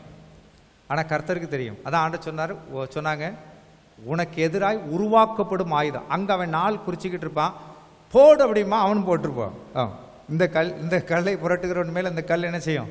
விழுந்துடும். கடைசியில் மே மாதத்தில் 95வது வருஷத்தில் ஒரு வியாழக்கிழமை மாலை ஒரு 7 மணி இருக்கும். கடைக்குள்ளே நின்று நான் 2 பேர் நின்று கேட்குற ஆட்களுக்கு எடுத்து கொடுத்துட்ருக்காங்க. நான் பணத்தை வாங்கி உள்ளே போட்டுக்கிட்டு இருக்கேன். இந்த மாதிரி ரொம்ப பிஸியாக போய்கிட்டு இருக்கு வியாபாரம். அப்போ மகேந்திரா வேன் ஒன்று முன்னால் வந்து, பழைய ஒரு மாடல் வேன் உண்டு, அது வந்து ஒரு ப்ளூ கலர் வண்டி வந்து முன்னால் நிற்கு. சரி, ஏதோ ஒரு பெரிய குரூப்பாக வந்திருக்காங்க வாங்குறதுக்கு நான் நினச்சிக்கிட்டேன். இறங்கினவன் எல்லாம் பெருசாக கொண்டு வந்திருக்கான். ஆமாம், அங்கே வந்தால் துணி அவுக்கான். சுற்றி கொண்டு வந்த துணியை அவுத்து எல்லாம் ரெடி பண்ணுறான். இந்த ஃபீல்டில் கொஞ்சம் இது எனக்கு பழக்கம் உண்டு. அவுக்கானா வெட்ட போகிறான்னு அர்த்தம். நான் பார்த்துட்டேன். தெரிஞ்ச உடனே அதில் ஒருத்தன் சொன்னான், அடி பாம்பா அப்படின்னா. அவ்வளோதான், கொண்டு வந்த நாட்டு வெடிகுண்டை கடைக்குள்ளே அடிச்சிட்டானுங்க. பார்த்திங்கன்னா எல்லாம் உடஞ்சி செதறி அப்படி போகுது. குடிக்கிறதுக்கு வந்த ஆட்கள் அங்கே நிற்கிற ஆட்களுக்கெல்லாம் வெட்டு தான். உள்ளே இனி வெட்டுறதுக்கு வரணும். சிலர் வெட்டுப்பட்டு கீழே ரத்தம் ஓடுது, அப்படி கீழே விழுந்து கிடக்காங்க. உள்ள கடையில் நின்று வியாபாரம் அதை கொடுத்துட்டு இருந்த அந்த தம்பி ஒரு பையனுக்கு நல்ல வெட்டு, அந்த வெட்டுக்காயம். அப்படி அந்த கடையினுடைய முன் அகலம் ஒரு 8 அடி இருக்குன்னு வைங்களேன். 4 பேர் அருவாவோட நிற்கிறான். அதுலேருந்து வெளியே நான் வர்றதுக்கு வாய்ப்பே கிடையாது. ஆனால் எப்படி வந்தேன்னு இன்னைக்கு வரைக்கும் எனக்கு தெரியாது. நான் இப்படி ஒரு பிரசங்கியார ஆகணும் அப்படின்னு இருந்திருக்கேன். அப்புறம் எப்படி அவன் என்ன வெட்ட முடியும்? வெட்டுற சத்தம் தான் கேட்கு. நான் பார்க்குறேன், கடையிலேருந்து வெளியே வந்துட்டேன். நான் எப்படி வந்தேன்னு எனக்கே தெரியாது. பொதுவாக நாங்கள் என்ன பண்ணியிருப்போம்னா, இந்த மாதிரி பிரச்சனைகள் வரும்போது சில நேரங்களில் அருவாவை எடுத்துகிட்டு போகிறதுக்காக கடைக்குள்ளே அருவா வைக்கக்கூடாது. சில நேரங்களில் வந்து பார்க்கும்போது அப்படி இருந்தால் அது வழக்கு போட்டுருவாங்க எங்கள் மேலே. கடைக்கு பக்கத்தில் எங்கேயாவது நாங்கள் மறைச்சி வச்சுருப்போம். அந்த இருட்டுக்குள்ளே கிடந்து அந்த அருவாவை தேடுறேன். என் கையில் அருவா கிடைக்க மாட்டேங்கி. அதுக்குள்ளே பார்த்தீங்கன்னா வந்தவனுங்க வேனில் ஏறி எல்லாம் போயிட்டான். அப்போ அருமையான தேவனுடைய பிள்ளைகளை நன்றாக கவனிக்க வேண்டும்.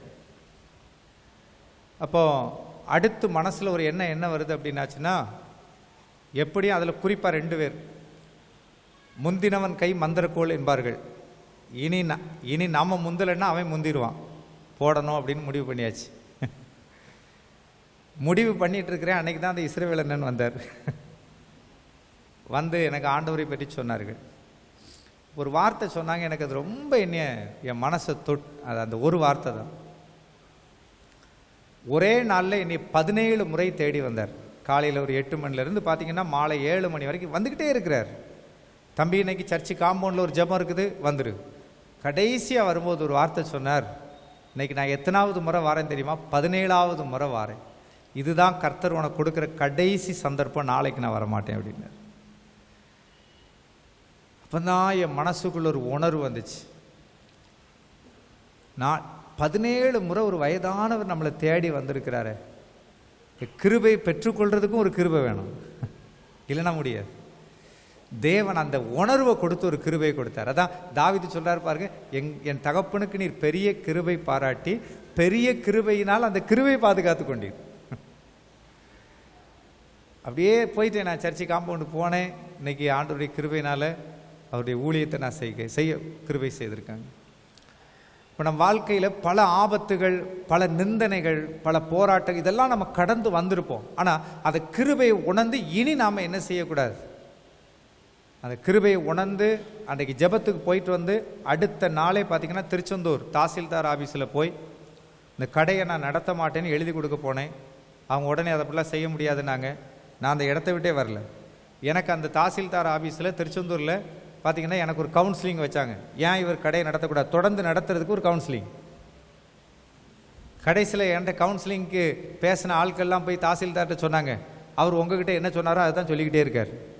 நான் அவர்கிட்ட என்ன சொன்னேன்னா கடையை விடணும். அவங்க எல்லாம் சொல்லிட்டு இப்போ எப்படி ஓகே தானேம்பாங்க, ஆமாம் கடையை விடணும். எதுக்கு விட போகிறீங்க? இந்த ஆட்கள்கிட்ட போய் நான் இயேசுவை பற்றி எப்படி சொல்ல? அப்புறம் அவங்க ஏதாவது சொல்லுவாங்க இல்லையா? நான் கடையை விடணும், உங்கள்கிட்ட சொன்னதை தான் சொல்கிறார். ஒரு 3 நாட்களுக்குள்ளே எல்லாம் எழுதி கம்ப்ளீட்டாக கடையை விட்டாச்சு. இப்போ கிருபையை உணர்ந்த உடனே அக்கிரமத்தை விட்டு வெளியே வந்தாச்சு. கிருபையை உணரணும், பாவத்தை விட்டு வெளியே வரணும். கிருபையை உணரணும், அக்கிரமத்தை விட்டு வெளியே வரணும். கிருபையை உணரணும், தேவ கிருபையில் இன்னும் பலப்படுவதற்காக நம்மளை ஒப்பு கொடுக்கணும். இன்றைக்கு உணர்கிற மக்கள் உண்டு, ஆனால் ஒப்பு கொடுக்காத மக்கள் நிறையா இருக்கிறாங்க. சிலருடைய வாழ்க்கையில் உணர்வே இல்லை. அதான் ஆண்டு சொன்னாங்க, அவர்கள் யோசனை கெட்ட ஜாதி, அவர்களுக்கு உணர்வே இல்லை. அப்போ நம்ம வாழ்க்கையில் உணர்வும் இருக்கணும். அதே நேரத்தில் அந்த உணர்வுக்கு ஏற்றவாறு நம்ம ஒப்பு கொடுத்து தேவ கிருபைக்குள்ளே நம்மை காத்துக்கொள்ள வேண்டும். எல்லாரும் எழுந்திருக்கலாமா? கண்களை மூடி நாம் ஜெபம் செய்வோம். உங்க கிருபைதான் என்னை தாங்குகின்றது, உங்க கிருபைதான் நடத்துகின்றது. கிருபையே கிருபையே மாறாத நல்ல கிருபையே. கரங்களை தட்டி வாய்களை திறந்து கிருபையே கிருபையே மாறாத நல்ல கிருபையே. உங்க கிருபைதான் என்னை தாங்குகின்றது, உங்க கிருபைதான் என்னை நடத்துகின்றது. ஒன்றுமில்லா நேரத்தில் எல்லாம் எனக்கு உதவி செய்த கிருபை இது. ஒன்றுமில்லா நேரத்தில் எல்லாம் எனக்கு உதவி செய்த கிருபை இது. கிருபையே கிருபையே மாறாத நல்ல கிருபையே. கிருபையே கிருபையே மாறாத உங்க கிருபையே. 11 மாதங்கள் கடந்து 12வது மாதத்துக்கு வந்திருக்கோம். நாம் எத்தனையோ காரியங்களை கர்த்தரை துக்கப்படுத்தியிருக்கலாம். தேவன் ஒன்றை செய் என்று சொல்ல நாம் அதை செய்யாமல் கூட இருந்திருக்கலாம். ஆனால் கிருபை நம்மை விட்டு விலகாம தேவன் கிருபையாய் பாதுகாத்தார். இன்றைக்கு ஒன்று சொல்ல போகிற, ஆண்டவரே உம்முடைய கிருபையினால தான் நான் நிற்கிறேன். ஆனால் இனி என்னுடைய வாழ்க்கையில் கிருபையின் மேல் கிருபை பெறத்தக்க உங்களுக்கு பிரியமாக என்னை மாற்றணும், உங்களுக்கு பிரியமாக என்னை மாற்றணும். கிருபையின் மேல் நான் கிருபை பெறணும், கிருபையின் மேல் நான் கிருபை பெறணும். எத்தனை பேர் கர்த்தருடைய கிருபை உணர்ந்து என்னை சுகமாய் காத்து வந்தது உம்முடைய கிருபை. என்னை ஆண்டவரே நிந்தனைகளுக்கும் அவமானங்களுக்கும் பொல்லாத கொள்ளை நோய்களுக்கும் பலவிதமான இழப்புகளுக்கும் நஷ்டங்களுக்கும் ஆண்டவரே என்னை விலைக்கு பாதுகாத்து வந்தீங்க. உங்கள் கிருபை என்னை தாங்கிற்று என்பதை நான் உண்மையாவே உணர்கிறேன். எத்தனை பேர் உண்மையா உணர்றீங்க? எல்லாரும் கரங்களை தட்டி வாய்களை திறந்து, ஒன்றுமில்லா நேரத்தில் எல்லாம் எனக்கு உதவி செய்த கிருபை இது. கரங்களை தட்டி, ஒன்றுமில்லா நேரத்தில் எல்லாம் எனக்கு உதவி செய்த கிருபை இது. கிருபையே கிருபையே மாறாத நல்ல கிருபையே, கிருபையே கிருபையே மாறாத நல்ல கிருபையே, உங்க கிருபைதான் என்னை தாங்குகின்றது, உங்க கிருபைதான் என்னை நடத்துகின்றது, உங்க கிருபைதான் என்னை தாங்குகின்றது, உங்க கிருபைதான் என்னை நடத்துகின்றது. பலவீன நேரத்தில் எல்லாம் என்னை பலப்படுத்தின கிருபை இது. கரங்களை தட்டி வாய்களை திறந்து, பலவீன நேரத்தில் எல்லாம் என்னை பலப்படுத்தின கிருபை இது. கிருபையே கிருபையே மாறாத நல்ல கிருபையே, கிருபையே கிருபையே மாறாத நல்ல கிருபையே, உங்க கிருபைதான் என்னை தாங்குகின்றது, உங்க கிருபைதான் என்னை நடத்துகின்றது, உங்க கிருபைதான் என்னை தாங்குகின்றது, உங்க கிருபைதான் என்னை நடத்துகின்றது.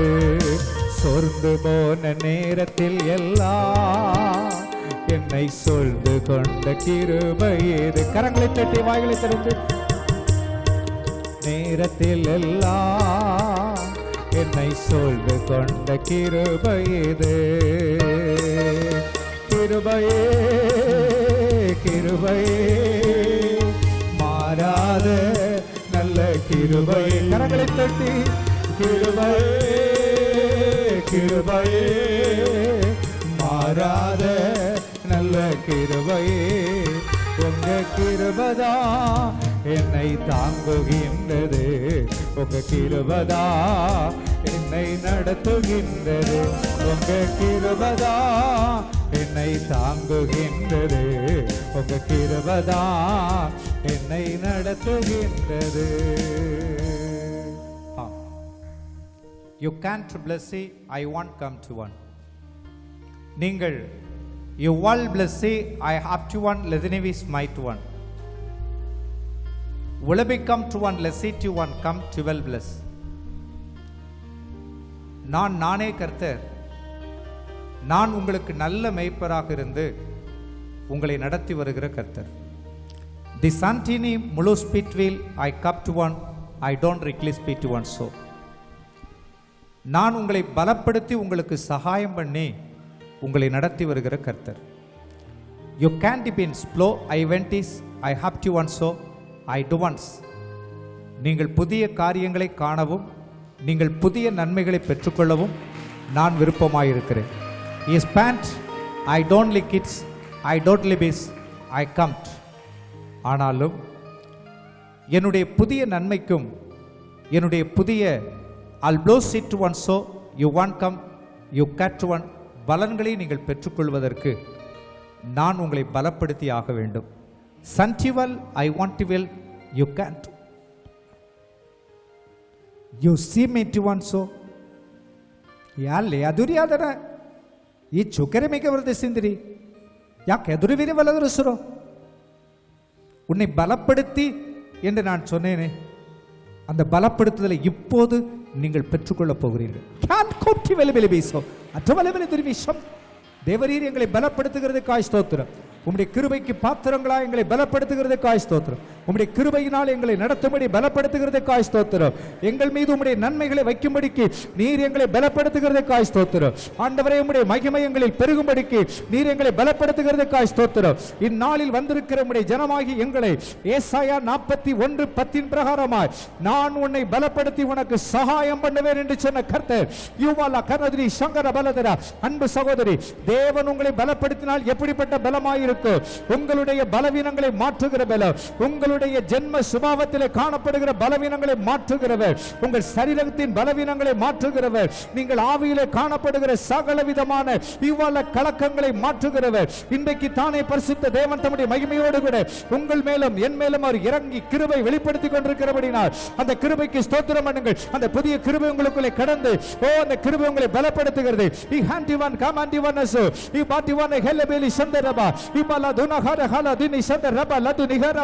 எத்தனை பேர் தேவனை ஸ்தோத்திரம் பண்ணுகிறீர்கள்? எத்தனை பேர் தேவனை மகிமைப்படுத்துகிறீர்கள்? ஆண்டவருக்கு மகிமை என்று சொல்லுங்கள், ஆண்டவருக்கு மகிமை என்று சொல்லுங்கள். விடுதலையின் ஆவியானவரே, மகிமையின் ஆவியானவரே, ஊற்றப்படுகிற ஆவியானவரே, ஊற்று தண்ணீராகி ஆவியானவரே, இன்று புது பலத்தை கொடுக்கிற ஆவியானவரே, புதிய நன்மைக்குள்ளே வைத்திருக்கிற ஆவியானவரே, இப்பொழுது நீர் பலப்படுத்துகிறபடினால், சகாயம் பெற்றுக்கொள்ளத்தக்கதாய் பலப்படுத்துகிறபடினால், இப்பொழுது எங்கள் தேவரீர் எங்களுக்கு சகாயம் பண்ணுகிறபடினால், கிருபையின் மேல் கிருபை பாராட்டுகிறபடினால், ஆண்டவரே, இந்த வருஷத்தின் இறுதி மாதத்தில் நின்று கொண்டிருக்கிறோம். உம்முடைய கிருபை நினைத்து ஸ்தோத்திரம் பண்ணுகிறோம். உம்முடைய கிருபையை பெற்றுக்கொண்டு ஸ்தோத்திரம் பண்ணுகிறோம். உம்முடைய கிருபையின் மேல் கிருபை பெற்று ஆண்டவரே உமக்குள்ளே பலப்படத்தக்கதாய் ஆண்டவரே உம்முடைய கிருபைக்கு ஸ்தோத்திரம் ஸ்தோத்திரம் ஸ்தோத்திரம் ஸ்தோத்திரம் ஸ்தோத்திரம். Sanctival blessing I get one, so I want come to உங்கள் மேல் நான் நீதியின் சூரியனாக இருந்து you want to bless என்னுடைய செட்டையின் மறைவில் வைத்து உங்களை நடத்துகிற தேவன் நான். You want to bless saint one, so I come to one bless saint one, so நீ வருத்தம் அடைந்த இடத்திலே நீ கனத்துக்குரியவனாய் உரியவளாய் மாற்றப்பட போகிறாய். Had you already say I don't like come unto one I been to bless it to one, so நான் உன்னை ஆழத்திலிருந்து தூக்கி எடுத்து உயர் ஸ்தலத்திலே நிறுத்துகிற தேவனாய் இருக்கிறேன். Will I want to bless it and say I you want to bless it and say I come to say to நான் உனக்கு உடுத்துவிக்கிற வஸ்திரத்தினாலே இதோ you want to bless it நீ என் ஜனம் என்று அறிந்து கொள்ளப்படுவாய். மற்றவர்கள் அதை அறிந்து கொள்வார்கள்.